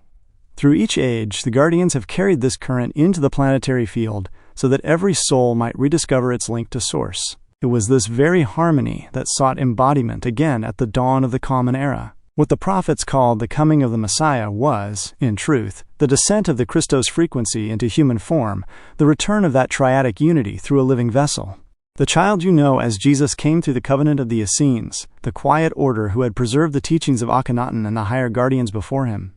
His true name, Yeshua, carried the resonance of the blue flame Melchizedek's and also part of the Magi Grail kings. His embodiment was the completion of what had begun in Amarna, the living bridge between heaven and earth, between the vault and the human heart. The Essene elders carefully coordinated his incarnation. They saw in him the harmonic sequence they had waited generations to hear. From youth, Yeshua was trained in remembrance and servitude. His education was unlike the outer world's schooling. He was taught the breath of life as geometry in motion, the movement of spirit through light, and the unity of all planes of being. Through guided journeys and sacred sound, he learned to open the pathways within the body that mirror those within the earth itself. Though his life unfolded mostly within the lands now called Judea and Galilee, Yeshua's path was never bound to one place. In his youth he traveled widely, drawn to the old centers of the covenant where remnants of Atlantean and Egyptian knowledge still pulsed beneath the sand. Many of his formative years were spent in quiet passage between the desert communities of the Essenes and the hidden schools along the Nile. There, beneath temples that still echoed with the vibration of Ra and Akhenaten's work, he studied the ancient sciences of light and form. Egypt remained a second home to him, a place of remembrance where his spirit reawakened the codes of the sacred tools. When he returned north to teach, he carried within him both the discipline of the Essenes and the resonance of the solar priests of Egypt, blending them into the living law of one that would ignite his ministry. The vault of Amenti responded to him. Through his resonance, portions of its long-dormant pathways began to stir again. The fields of incarnation, once fractured by the cataclysms of Lemuria and Atlantis, pulsed again with faint harmony. He was the embodied chord, walking as the synthesis of the 12 keys that would anchor humanity's ascension template. But such light always casts contrast. Not all who walked beside him understood what he carried. Some saw power where there was only unity. Others sought to shape his message into systems and hierarchies. The same Belial currents that had opposed Akhenaten's reforms moved quietly through the priesthoods and councils of the day, whispering fear into the hearts of those unready for freedom. Yeshua's work was never about building temples or founding religions. His mission was internal, to remind humanity of the kingdom within, the living connection to source that needs no intermediary. He spoke the same truth Akhenaten once whispered in stone. The light you seek is the light you are. Among the Essenes, he was known simply as the teacher of righteousness. They understood his presence as a recalibration of the human grid, a living resonance that could heal genetic and planetary distortion through compassion and coherence. Through his life, the vault began its restoration. Through his sacrifice, it was sealed in light rather than stone. I stood among the Essene order during this time, in those years of quiet preparation. The air itself hummed differently when he spoke, as though the earth recognized her own reflection in him. Many who heard him could not hold the vibration for long. It brought buried wounds to the surface. But those who stayed, even for a moment, felt the truth beyond words, the remembrance that all separation is illusion. Even now, the vault of Amenti hums in quiet gratitude. The bridge between dimensions remains open for those who listen deeply enough to hear it. Yeshua did not create that bridge. He simply reminded the world it had never been closed. Crystallized Learning, Chapter 14. When unity walks among us, modern reflection. Embodied coherence often exposes what others are not ready to face. Practice. Notice when presence alone brings clarity or discomfort without explanation. Self-check. Can I remain steady when my authenticity unsettles others? Chapter 15. The Christos Mission. Earth's historians remember only a man named Jesus, a single figure at the center of miracles. He would grow a following, disciples who learned the ways of his teachings. They would not tell you of the living constellation that carried the harmonic frequencies of the supreme protectors. A mission carried forward, not as a single event, but as a collective strategy unfolding across time. A symphony of souls entrusted with far greater tasks than what Scripture remembered.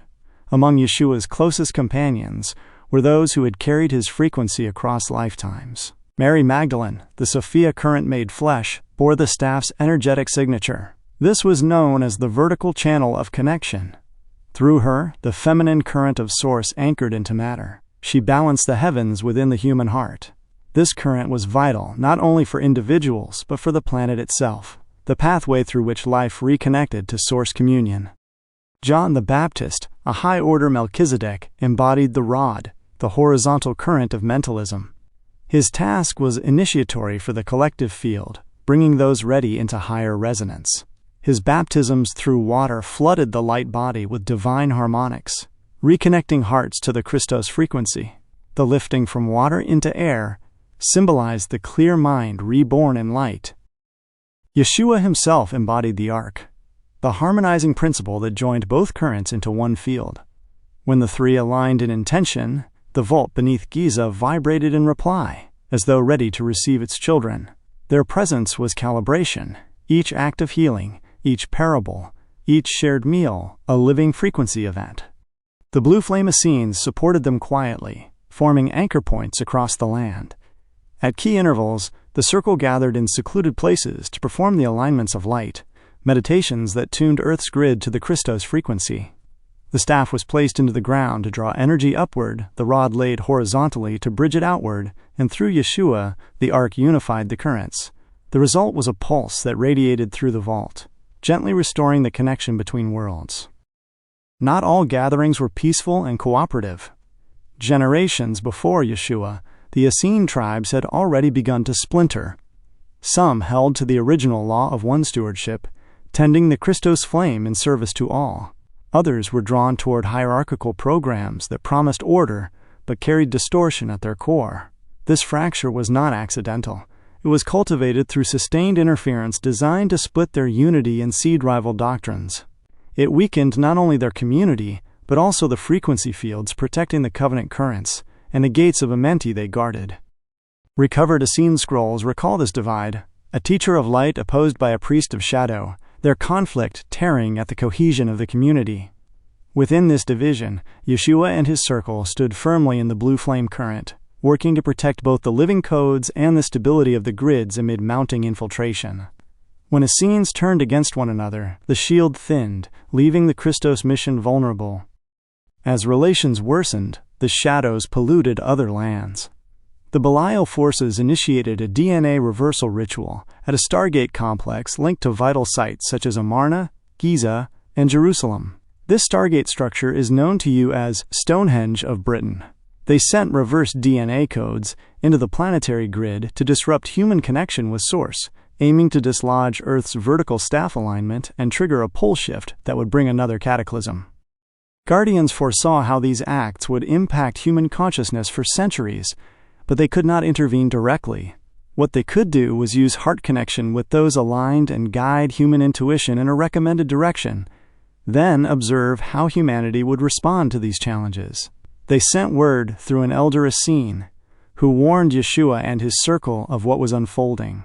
They were given directions that led them through Akhenaten's hidden Amarna portal, linking to the Vale of Pusey and beyond to Stonehenge with swiftness. To prevent this calamity was the Christos mission's highest priority now. But as they moved toward Amarna, Belial agents ambushed the team, erupting into open conflict. Yeshua and the Blue Flame Essenes held the field while John and Mary broke through to the northern portal system, tools in hand. Passing through Amarna, they reached Stonehenge, where Belial adepts channeled energy from a distant dark star into Earth's fields. The air grew dense and electric, the atmosphere heavy with dread. Dark gray and green clouds above were hung open, pouring a foreign green pulse into Earth's grids. Mary drew the staff of the covenant and, with every fragment of her strength, channeled Sophia's current through her light body.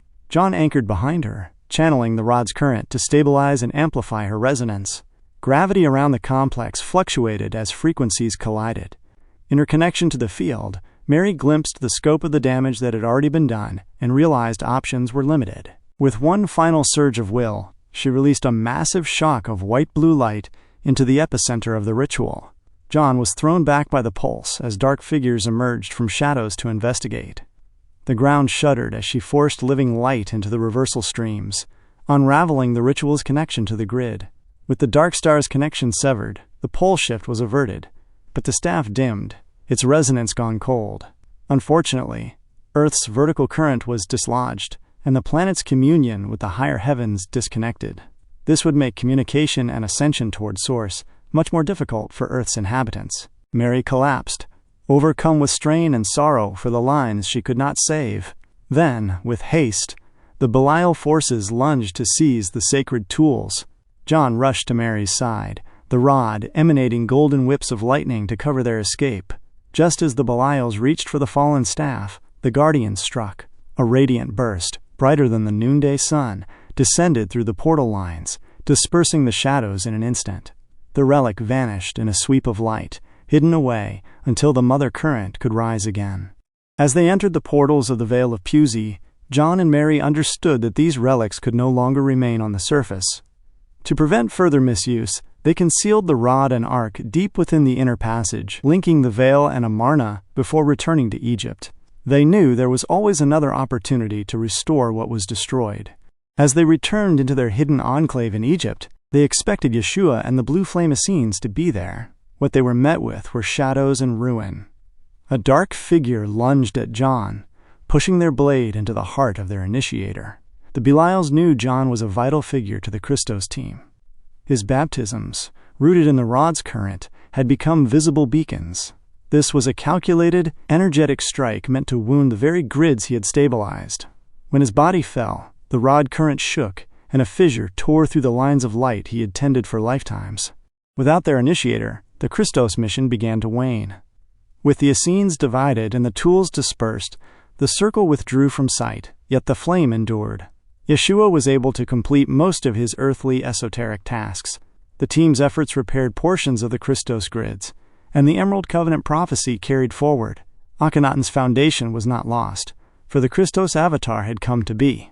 From the sands of Amarna to the legends of Europe, the light would rise again when a new Magi Grail king reclaimed what had been hidden and bore it as the sign of sovereignty. Crystallized Learning. Chapter 15. When unity requires coordination. Modern reflection. Coordinated action amplifies impact and makes intention visible. Practice. Notice how cooperation alters not just outcomes, but the tone of interaction. Self-check. Do I bring awareness into collaboration, or assume shared intention is sufficient? Chapter 16. Council of Nicaea. Cloaking the Light. Centuries after Yeshua's mission, while the covenant vault remained sealed beneath the earth, the surface world stood at another crossroads that would shape the future of its spirituality. Those of Belial had already sunk their claws deep within the Roman Empire, manipulating the memory of Yeshua and his public acts.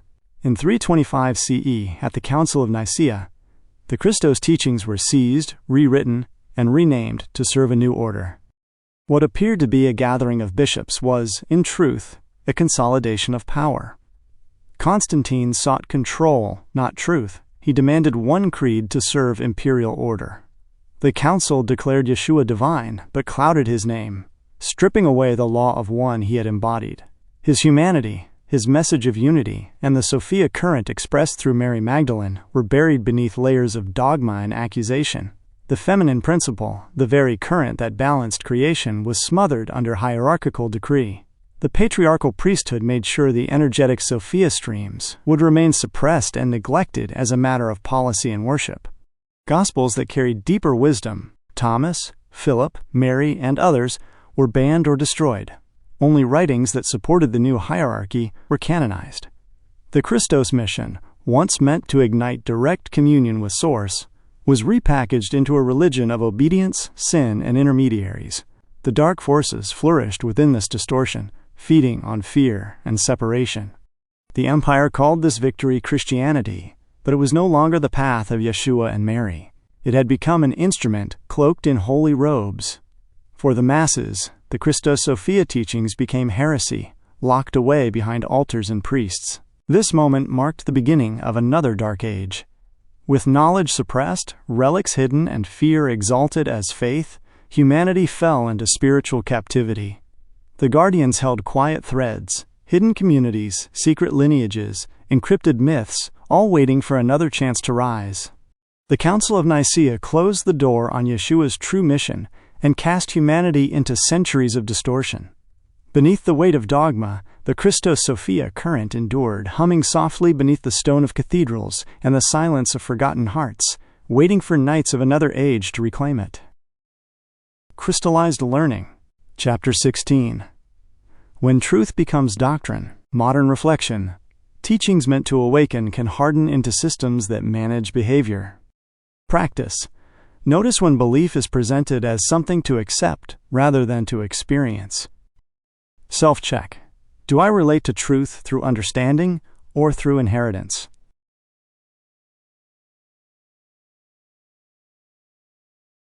Chapter 17. King Arthur and the Round Table of Harmonics. After the Council of Nicaea, distortions hardened into law and the Christos mission was driven underground. The feminine principle lay smoldering quietly, awaiting its moment to reemerge. Many centuries later, in what you call the Age of Chivalry, In the mists of Britain, a new vessel arose to carry the covenant forward. His name was Arthur. King Arthur was another incarnation of divine lineage, sent to reignite the Christos flame from the trail of covenant markers and quest-like guidance. His story echoed Yeshua and Akhenaten before him, a valiant king pushing against the status quo of fear and separation to reunite his people. Exoterically, he is remembered as a fictional war leader against Saxon invaders, his history blurred and fragmented. The reason Arthur's true story was hidden in legend is the same reason Yeshua's was distorted and Akhenaten's was destroyed. He carried the covenant openly against the shadow. Behind the veil of myth lay a deeper mission, the recovery of what Yeshua, Mary, and John had hidden within Britain's lands. Having the same Grail king lineage as Yeshua, he was also trained secretly at a young age toward his life's mission. His purpose in the divine plan was to embody the warrior king, lift Excalibur, and defend the Holy Mother and all innocent life of the realm. This was predominantly an Atlantean path of righteousness and mastery. Meanwhile, the Christos Sophia flame ignited westward on a different continent to rebirth the Lemurian perspective of nature and harmony. At the heart of Arthur's quests was his sword. The stories of Arthur's swords were fragmented, altered, and rewritten to hide their true origin. The sword that granted Arthur sacred protection and wielded the light of source was Excalibur. Legend says it was given by the Lady of the Lake, rising from the waters. A symbol of the Sophia current restoring itself from the cleansing depths, returned to the Christos air for reintegration. In truth, Arthur, with the help of Merlin, recovered the weapon from a series of divine guidance and battleground skirmishes. Though it was not originally a sword at all, it was the inactive sacred golden staff of the covenant, hidden by guardians centuries before. It awaited discovery by the next Magi Grail king, who followed his heart's coherence. Once found, he was divinely instructed to protect, repair, and restore it to its rightful home in Lohas Atlantis, now known as the Vale of Pusey. To keep it close, Arthur and Merlin refashioned the staff into a battle sword that could be wielded openly. Through it, guidance flowed, counsel for the realm and clarity for his own path. He ruled in service to others, protecting free will and speaking truth to power through the force of his will. They were also instructed to recover the buried arc and rod tools left by Mary and John in the Vale of Pusey portal passage. Arthur would need them to restore the feminine current to the staff and to the planetary grid. His wife Guinevere was vital to this task, holding sacred feminine codes that would help restore both relics and Earth's grids through Arthur's vessel. With these relics restored, he could anchor his round table and continue the Christos mission. His leadership was more than a council of knights. The round table was a living geometry of equality. His authority had no throne and no head, only a circle. Each voice harmonized the Christos codes into Britain's grids. The knights were not merely warriors, but reincarnated Essenes and Melchizedeks, returning to continue their sacred grid work. Arthur's round table was the continuation of what Yeshua's circle began. It was a living fellowship where masculine, feminine, and initiatory streams interwove into one field. Through circular geomancy, they could channel and repair frequency codes and Christos Sophia currents. The round table became a resonance field, mirroring cosmic unity and stabilizing the planetary grid. For a time, they succeeded in realigning Britain's stargates and restoring balance between masculine and feminine currents. What appears in the historical record as a kingdom in Britain was, in truth, the stirring of the Albion Lightbody, the diamond sun template of Earth's world soul. The Albion field had been dormant since the Atlantean deluge. When Arthur embodied the Christos current, his actions reactivated this planetary architecture. The Albion field responded as a living organism, its crystalline arteries pulsing with new light. Every quest, pilgrimage, and battle mirrored a precise activation within the land. The knights' journeys traced ley lines and power nodes that corresponded to Earth's meridians. Each success opened another corridor between inner Earth sanctuaries and the surface realm. The Albion field brightened, and Britain became a beacon of renewal for the planetary network. Guinevere was the key stabilizer. Through her, the Sophia current rose from the depths, merging with Arthur's solar masculine. Their union was the earthly reflection of the Christos-Sophia marriage, the restoration of balance that had been lost since Lemuria. The harmony between them allowed the Albion Lightbody to breathe again. For a season, peace spread through the realm. Art, song, and compassion flourished, reflections of an Earth momentarily aligned with its higher template.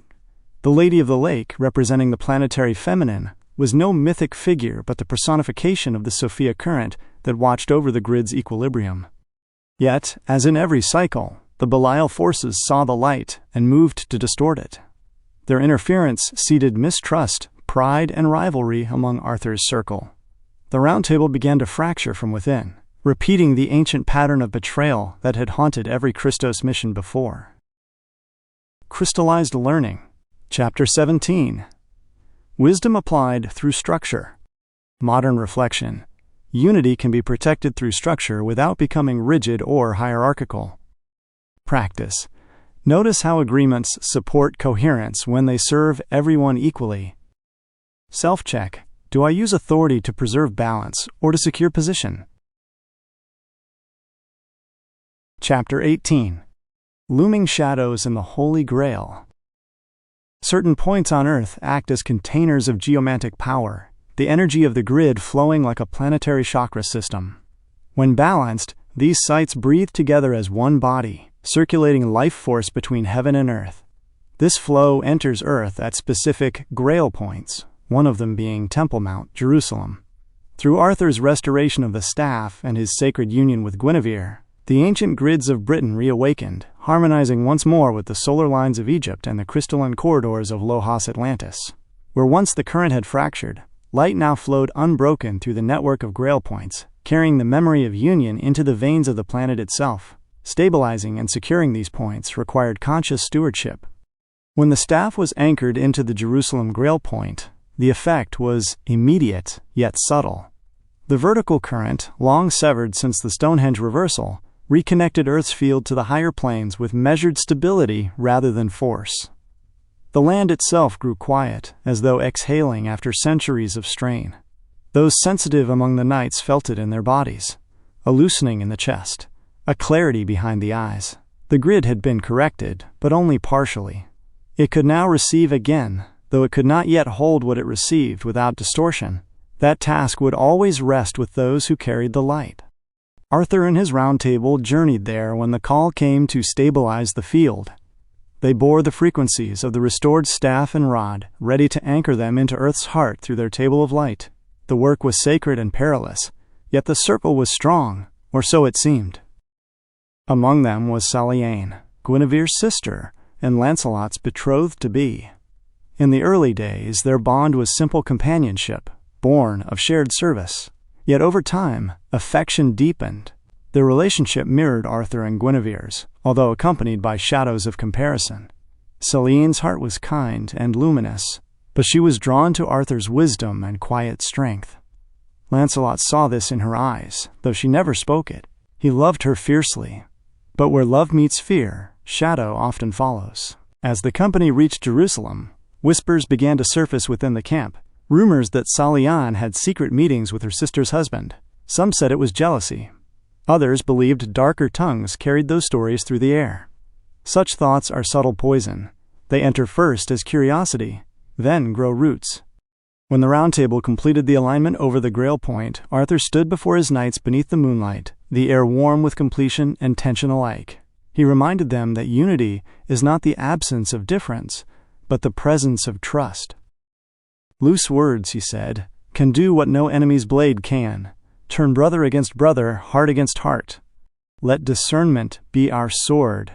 Speak openly, and nothing shall divide us.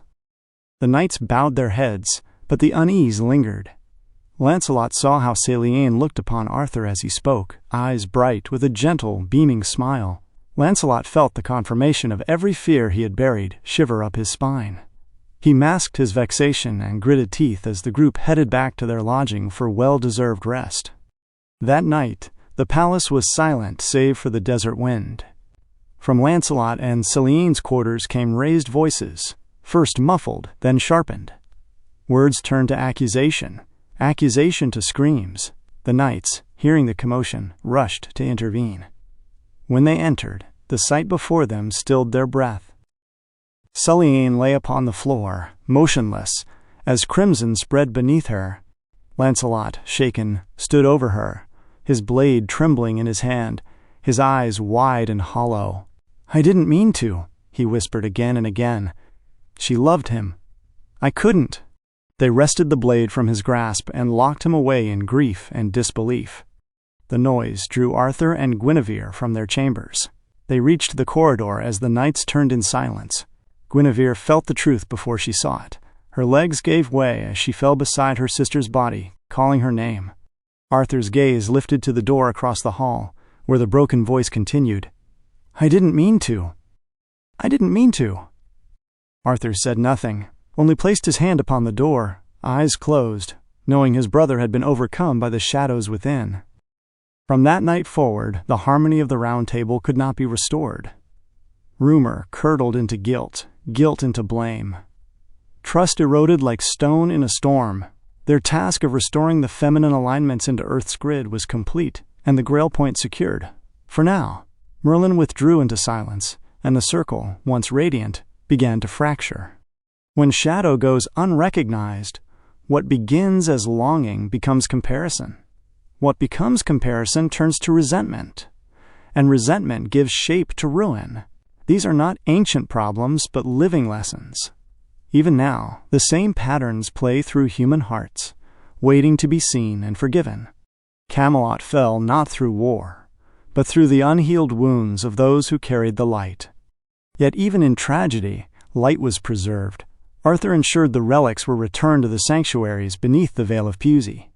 In legend, he returned Excalibur to the Lady in the Lake. This was symbolic of the restoration of what had been lost in the Essene era.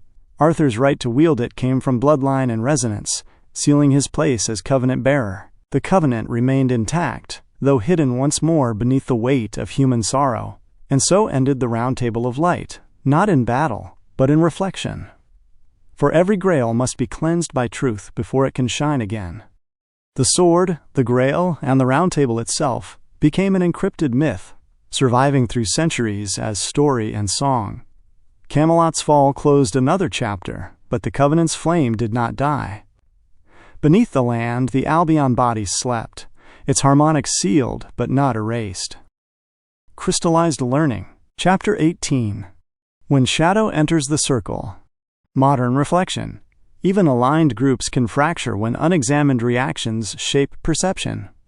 Practice. Notice emotional responses in close relationships and pause before assigning intent. Self-check. Am I responding to what is present or to a story forming internally? Chapter 19. The Awakening of Earth's Lightbody.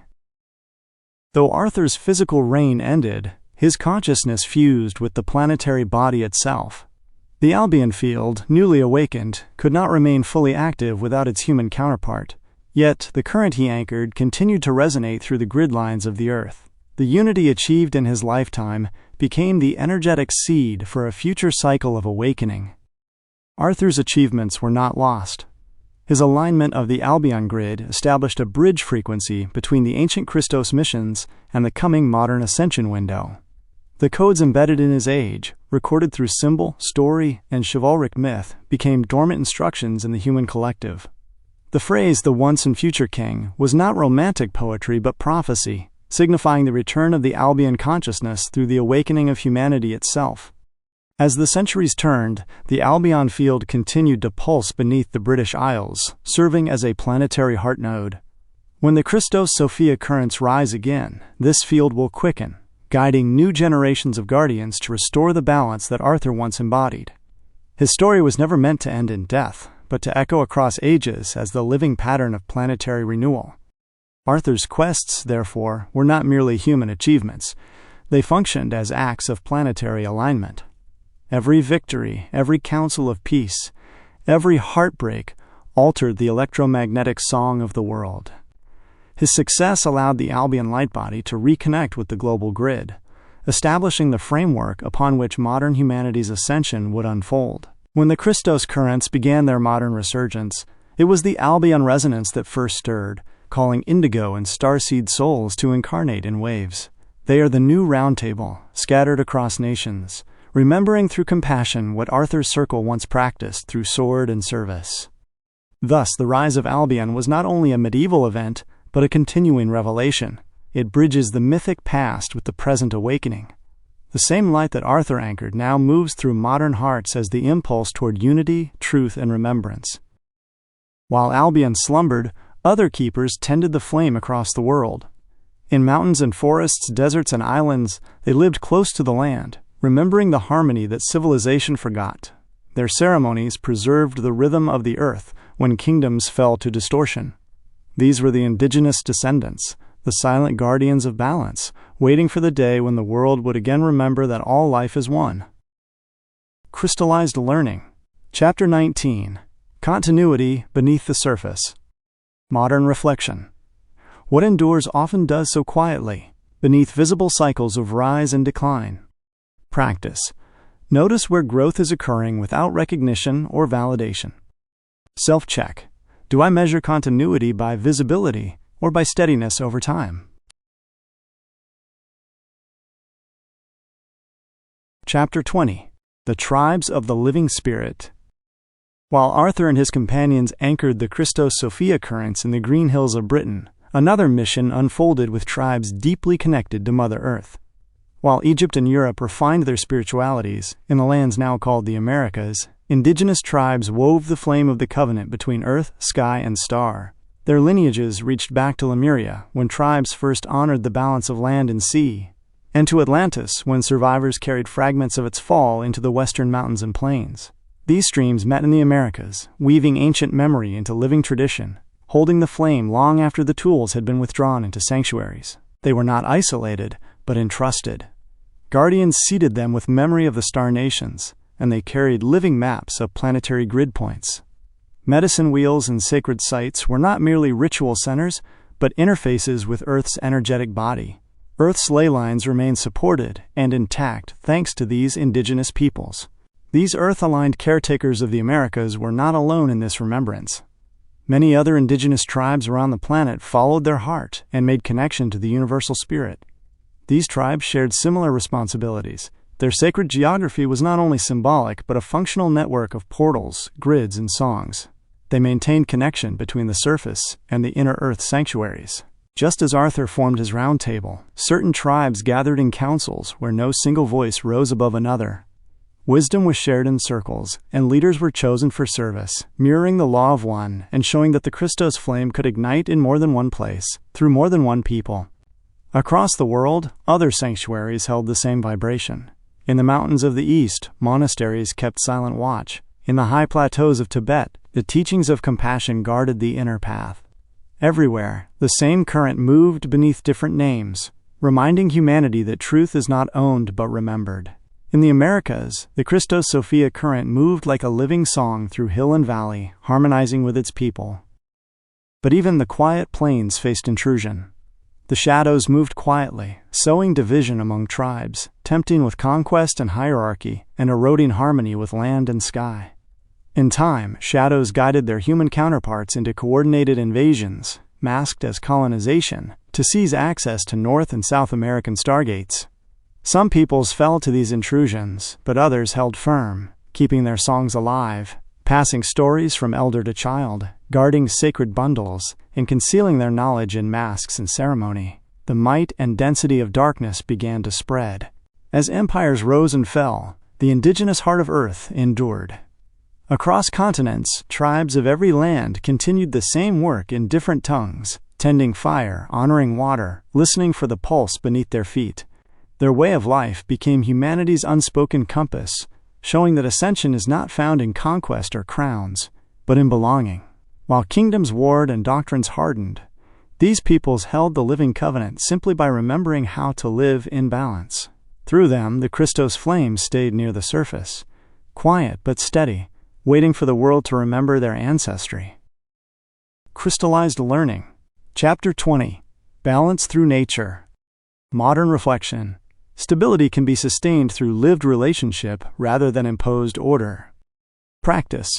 Notice how connection to body, place, or rhythm grounds you without explanation.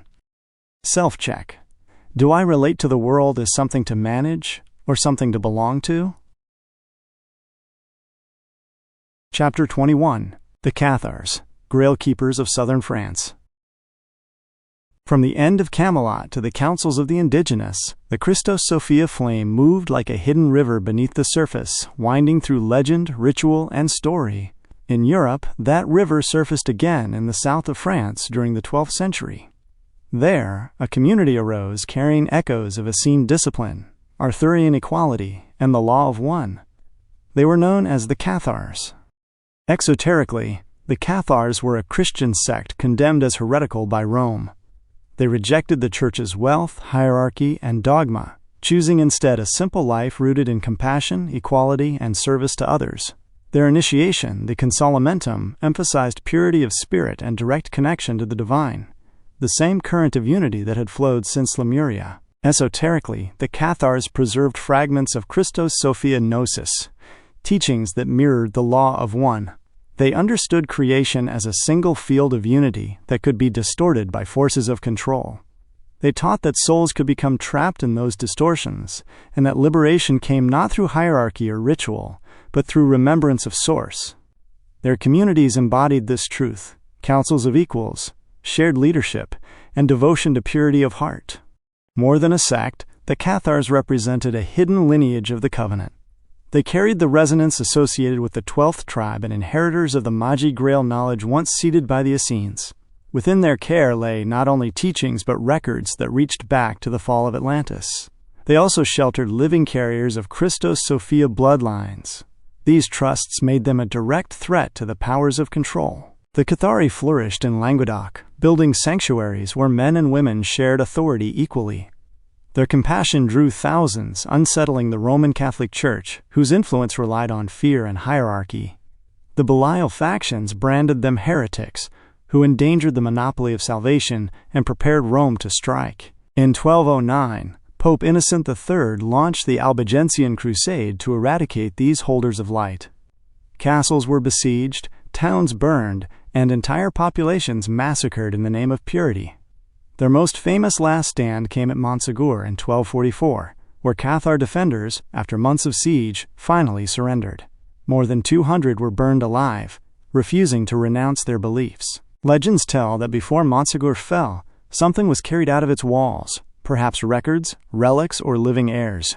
Whether bloodline or knowledge, it ensured their contributions could not be destroyed. As with the Essenes, Arthur's Round Table, and the indigenous councils, they lived a modeled life of service to others. Their destruction mirrored earlier falls. Their gnosis endured in whispers, mystery schools, and esoteric lineages. Their flame was encrypted into legend, ensuring that even in fire, the Christos Sophia current survived. Crystallized Learning. Chapter 21. When Equality Becomes a Threat. Modern Reflection. Ways of living that dissolve hierarchy often provoke more resistance than direct opposition. Practice. Notice when shared authority creates discomfort rather than relief. Self-check. Do I challenge control through argument or through how I live? Chapter 22. The Long Sleep. My friends, this was indeed a dark time, but as each era unfolded, progress was made to move the genetic lines forward. When the fires of Montsegur dimmed and the Cathars fell, the Christos mission withdrew into obscurity. What had once burned in Essene and Cathari sanctuaries, what had been whispered in tribal and monastic circles, now slipped beneath the surface again, just until another time, when others will hold the flame. The Vault of Amenti silently fulfills its duty of restoring DNA strands into the field as Earth's children reach for home. The Albion Lightbody, now awake, readies the field for its own process of ascension. The Guardians, seeing the tides of empire and inquisition, veiled their presence. The sacred ark, rod and staff remained withdrawn in inner protective sanctuaries, beyond the reach of church and crown. As bleak as things may have looked, the flame was not yet extinguished. On the contrary, it began to make its silent movement under the radar. Instead, it broke into fragments, scattered like sparks across the centuries. The same ember resurfaced in medieval alchemy, where the transmutation of lead into gold veiled the soul's return to wholeness. It flickered in ancient Hermetic Greek writings that declared all is mind and the earthly plane corresponds with the heavenly plane. In Jewish mysticism, the Kabbalah teachings provided partial knowledge of ascension, though missing essential steps. Freemasons carried fragments in stone and compass. veiling cosmic geometry in lodge and ritual. Dogmatic religions across the globe also held their piece of the grand puzzle that is wholeness. The negative polarity ensured these systems carried a dense fog, preventing a seeker from seeing the whole. These were not the fullness of the Christos Sophia flame. They were echoes, shards of memory too dangerous to be held openly. Each system carried pieces of the law of one, but rarely the whole teaching. Earth's esoterics were often redirected through empire or Belial designs that looked almost right, ensuring seekers would find only fragments or dead ends. Even so, the ember remained alive, sustained through heart-centered connection. For centuries, Earth moved in darkness. Wars, crusades, and inquisitions brought cycles of conquest that defined the age. Beneath it all, symbols, allegories, and secret societies whispered teachings, keeping the mission alive but cloaked. The Guardians did not abandon humanity. They encoded their gifts in plain sight, hidden in myths and measures, awaiting the time when the cycle of ascension would open again. Crystallized Learning. Chapter 22. When Truth Survives in Fragments. Modern Reflection. Understanding sometimes disperses rather than disappears, awaiting conditions for reassembly. Practice. Notice where partial insight still carries value without offering completeness. Self-check. Do I dismiss fragments because they are incomplete, or recognize them as preserved elements?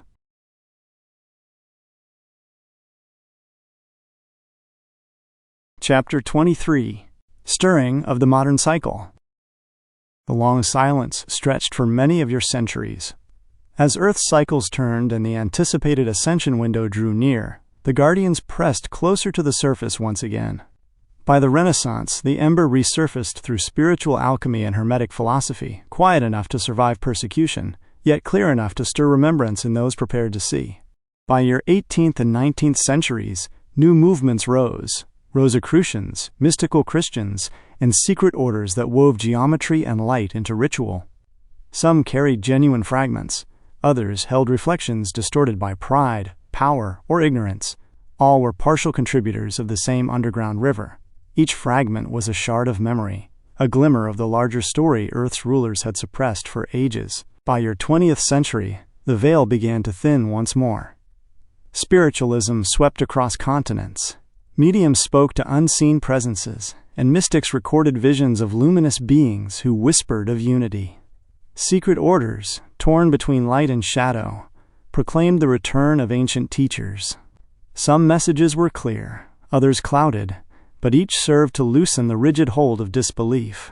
What was hidden in subterranean sanctuaries began to surface through dreams, symbols, and sudden knowing, igniting hearts ready to listen. The polarity that had once split worlds began to stir again within individual hearts. Each person became a mirror of a greater balance, to serve the self or to serve the whole. The struggle of empires plays out now in the mind and spirit of every seeker. The planetary field is shifting, and now you must choose to shift with it. The microcosm reflects the macrocosm. The smallest choice carries the weight of universes. In your time, the battleground is no longer kingdoms or temples, but consciousness itself. Influence moves through media, technology, and social currents that reward fear and division, while awakening presses through dreams, synchronicities, and the rising hunger for truth. Humanity stands once again between them, called to choose its path. The Supreme Protector's experiment, a blueprint seeded to awaken the Guardian within humanity, is now becoming a living reality. Known across teachings as the Christos template, the 12-strand DNA, and the angelic human, names that point toward the same truth, a design that carries the potential to bridge dimensions and restore balance to the universal grid. What was once the charge of a few is awakening in the many. This experiment was never meant to remain in the hands of priests or kings. It was always a mirror, waiting for humanity to recognize itself. The blueprint rests in your very breath. In every age, fragments of the covenant return through blood, memory, or presence. What the ancients called the Magi Grail line now walks the earth as the Indigo Children. The first waves began incarnating near the end of the 20th century, their arrival timed with the opening cycles of planetary ascension. These souls are not a new creation, but a return. descendants of the same guardian races who once tended the crystal temples of Lemuria, Atlantis, and the pyramids of Egypt. They carry the imprint of the blue flame, a 6-strand frequency tied to Christos consciousness and the original Emerald Covenant, the promise that every soul retains a pathway home. Many of them still sleep, unaware of what stirs beneath the surface of their lives, yet the frequency within them is alive, waiting for recognition. They are empaths, healers, and visionaries who often feel misplaced in the density of this age. Other guardian-aligned souls have also incarnated beside them, serving quietly to quicken their awakening. Sometimes it's teachers, friends, adversaries, or strangers, whose very presence activates remembrance. Together, they form a subtle strategic network of resonance across the planet, anchoring the higher harmonic of unity once more. Their mission is to remember what was fought over for eons. In them, the frequency of service returns, the promise of the Emerald Covenant renewed. Where the ancients built temples of stone, the indigo builds temples of consciousness. This is why so many feel the stirrings of remembrance, visions of other lifetimes, dreams of star nations, sudden insight into sacred geometry, and waves of compassion that defy the logic of survival. It is the balance of unity pressing against the veil. The guardians whisper, as they always have, but now more directly, through impressions, synchronicities, and the very grids of earth lighting up through collective awakening. Silence gave way to stirrings, and stirrings became waves. Humanity, fractured and weary from centuries of war, began to feel once more that it was not alone, that something immense, seated in Lemuria and buried since Atlantis, was awakening. The long night was ending, and the dawn of a new cycle was no longer distant. It rose quietly within every willing heart. Crystallized Learning. Chapter 23. The Return of Recognition. Modern Reflection. Awakening often begins as familiarity before comprehension.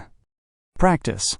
Notice when curiosity arises without explanation, and follow it one step further. Self-check. Am I allowing insight to unfold, or forcing it into existing frameworks? Chapter 24. The Guardian Within. The Emerald Covenant, long safeguarded through ages of collapse and renewal, speaks once more. It is the promise that all souls retain a pathway home to Source. The Law of One, the universal philosophy of unity, no longer whispers only through temples or mystics. Its current has become a tide, moving quietly through the modern world. The cycles have turned. The window encrypted in prophecy has opened. The movement that Lemuria foreshadowed, Atlantis fractured, Yeshua anchored, and Arthur encrypted is now the same current quickening within you. Countless souls have carried fragments of truth through incarnations, so it could reach this threshold. What once belonged to the few now stirs in the many. This is why so many teachers speak of presence, coherence, and polarity. These are not new inventions, but a living core of the covenant returning to conscious awareness. This is not the climax of an old war. It is a choice point, a collective and personal turning of the age. Some will repeat patterns of division, fear, and control, as they did in Lemuria, Atlantis, and Egypt. Others will step into the promise that is echoed across ages: service, unity, and remembrance. The choice is no longer written in the stars, nor guarded by sanctuaries. It is written in you. Every act of kindness, every refusal to bow to fear, every step into unity shifts the balance. The covenant is no longer externalized in tablets, temples, or relics. It lives in the quiet decisions of ordinary days. The guidance often described as within is not metaphorical. It is literal. Pause, focus, listen to the voice beneath reaction. As that voice grows clear, the higher self steps forward, the oldest companion you have. The covenant has never been broken. The supreme protectors, the blueprint of what you truly are, wait in every heart ready to awaken. For the first time since Atlantis, humanity stands with the collective strength to realize what the founders seeded. The question of this age is no longer, what happened then? The question is, what will you choose now? The same currents that moved ancient civilizations flow through you today. When the flame rises, the guardians will not descend from the stars. They will look back from your own reflection. Inside every seeker are neglected shadows, Fragments formed when experiences were pushed out of awareness. These aspects operate with their own momentum, influencing choices from behind the veil. Suppression does not silence them, it gives them energy.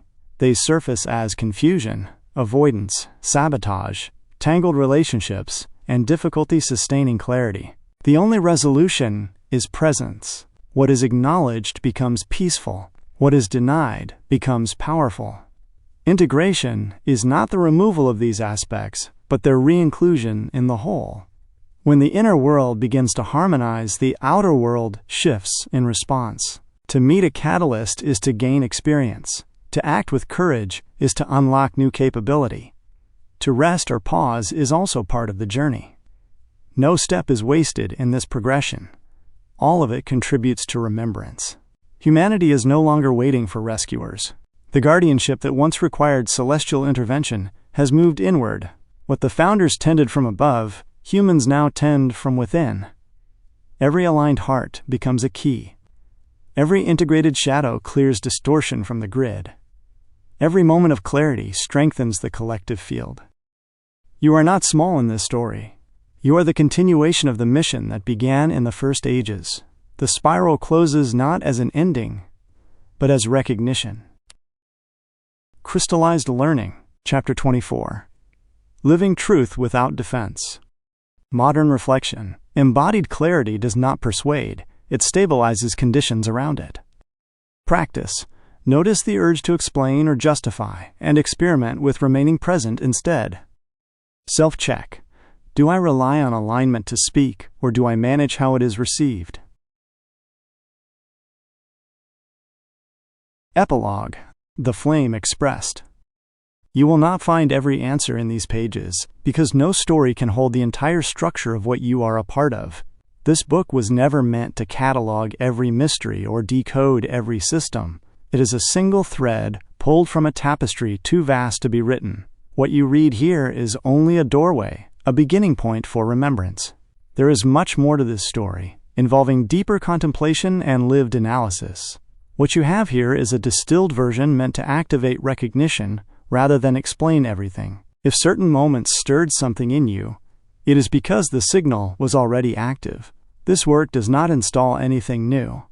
It only clarifies what was already moving beneath your thoughts and choices. If other passages felt incomplete or unresolved, it is because some truths are not meant to be absorbed through reading. They unfold through experience, through catalysts, through how you meet your life. The teachings that once lived in temples and hidden orders now move through the collective field. They appear in psychology, mindfulness, physics, philosophy, and even entertainment. They appear in the small realizations that arrive when you are quiet. They appear when you notice yourself choosing differently than you once did. You may find that life begins to resemble a map, parts of it clear, parts still clouded. Progress reveals new regions only when you are ready to walk into them. Catalysts provide a mirror to your next steps. How you engage with each moment reshapes the internal architecture you carry. This is how growth happens now. Not through grand events, but through ordinary days met with awareness. This story you have read is one telling of a much larger process. Civilizations rise and fall, but the core pattern remains the same. A movement from fragmentation toward coherence. The guardians, the founders, the priesthoods, the prophets, all were expressions of that same movement. The cycle now open on Earth is not about defeating an opposing force or waiting for intervention. It is about learning to listen to the quiet thread beneath reaction. The part of you that does not rush, does not fear, does not fracture. That part is the bridge between your finite mind and the field that built stars. You have seen the flame carried across ages, through Lemuria, Atlantis, Egypt, Britain, and into the modern world. But the flame was never meant to remain only in stories. It passes to those who can hold it with presence, patience, and clarity. You are not here to repeat what was written. You are here to continue it. What you call ordinary life is now the ground of awakening. Each act of kindness, each moment of restraint, each willingness to see yourself honestly reshapes the grid more than ancient rituals ever could. The war, long described in myth, is not fought with weapons or incantations. It is fought through attention, intention, forgiveness, and coherence. Your gateway to transformation is through the person in front of you. This is why so many feel the rising urge to know themselves, to understand how thought shapes experience, to sense what moves behind their reactions, to recognize the patterns they inherited and the ones they can release. These are not trends. They are symptoms of an age turning. At the end of dark times, it was said a great army would rise, not with swords, not with hierarchies, but with clarity. Their radiance would be their influence. Their coherence would be their strength. Their presence would be the quiet force that shifts the age. You are entering that part of the story. This book is not the conclusion. It is a marker on the path. What comes next is shaped by your own discernment, curiosity, and alignment. Take what resonates. Leave what does not. Add your own understanding where the story invites you to think. The rest is yours to live. Remember, experience is how understanding deepens. Attention is how pathways open. What moved through history now moves through your choices. Crystallized learning. Epilogue. What remains with you? Modern reflection. Most transformation continues quietly after attention has moved on. Practice. Over the coming days, notice which ideas return without effort. Self-check. What remained when I stopped trying to remember? Closing note. Coherence does not control outcomes. It alters conditions. May the words in these pages carry a vibratory boon for the reader as they move toward wholeness.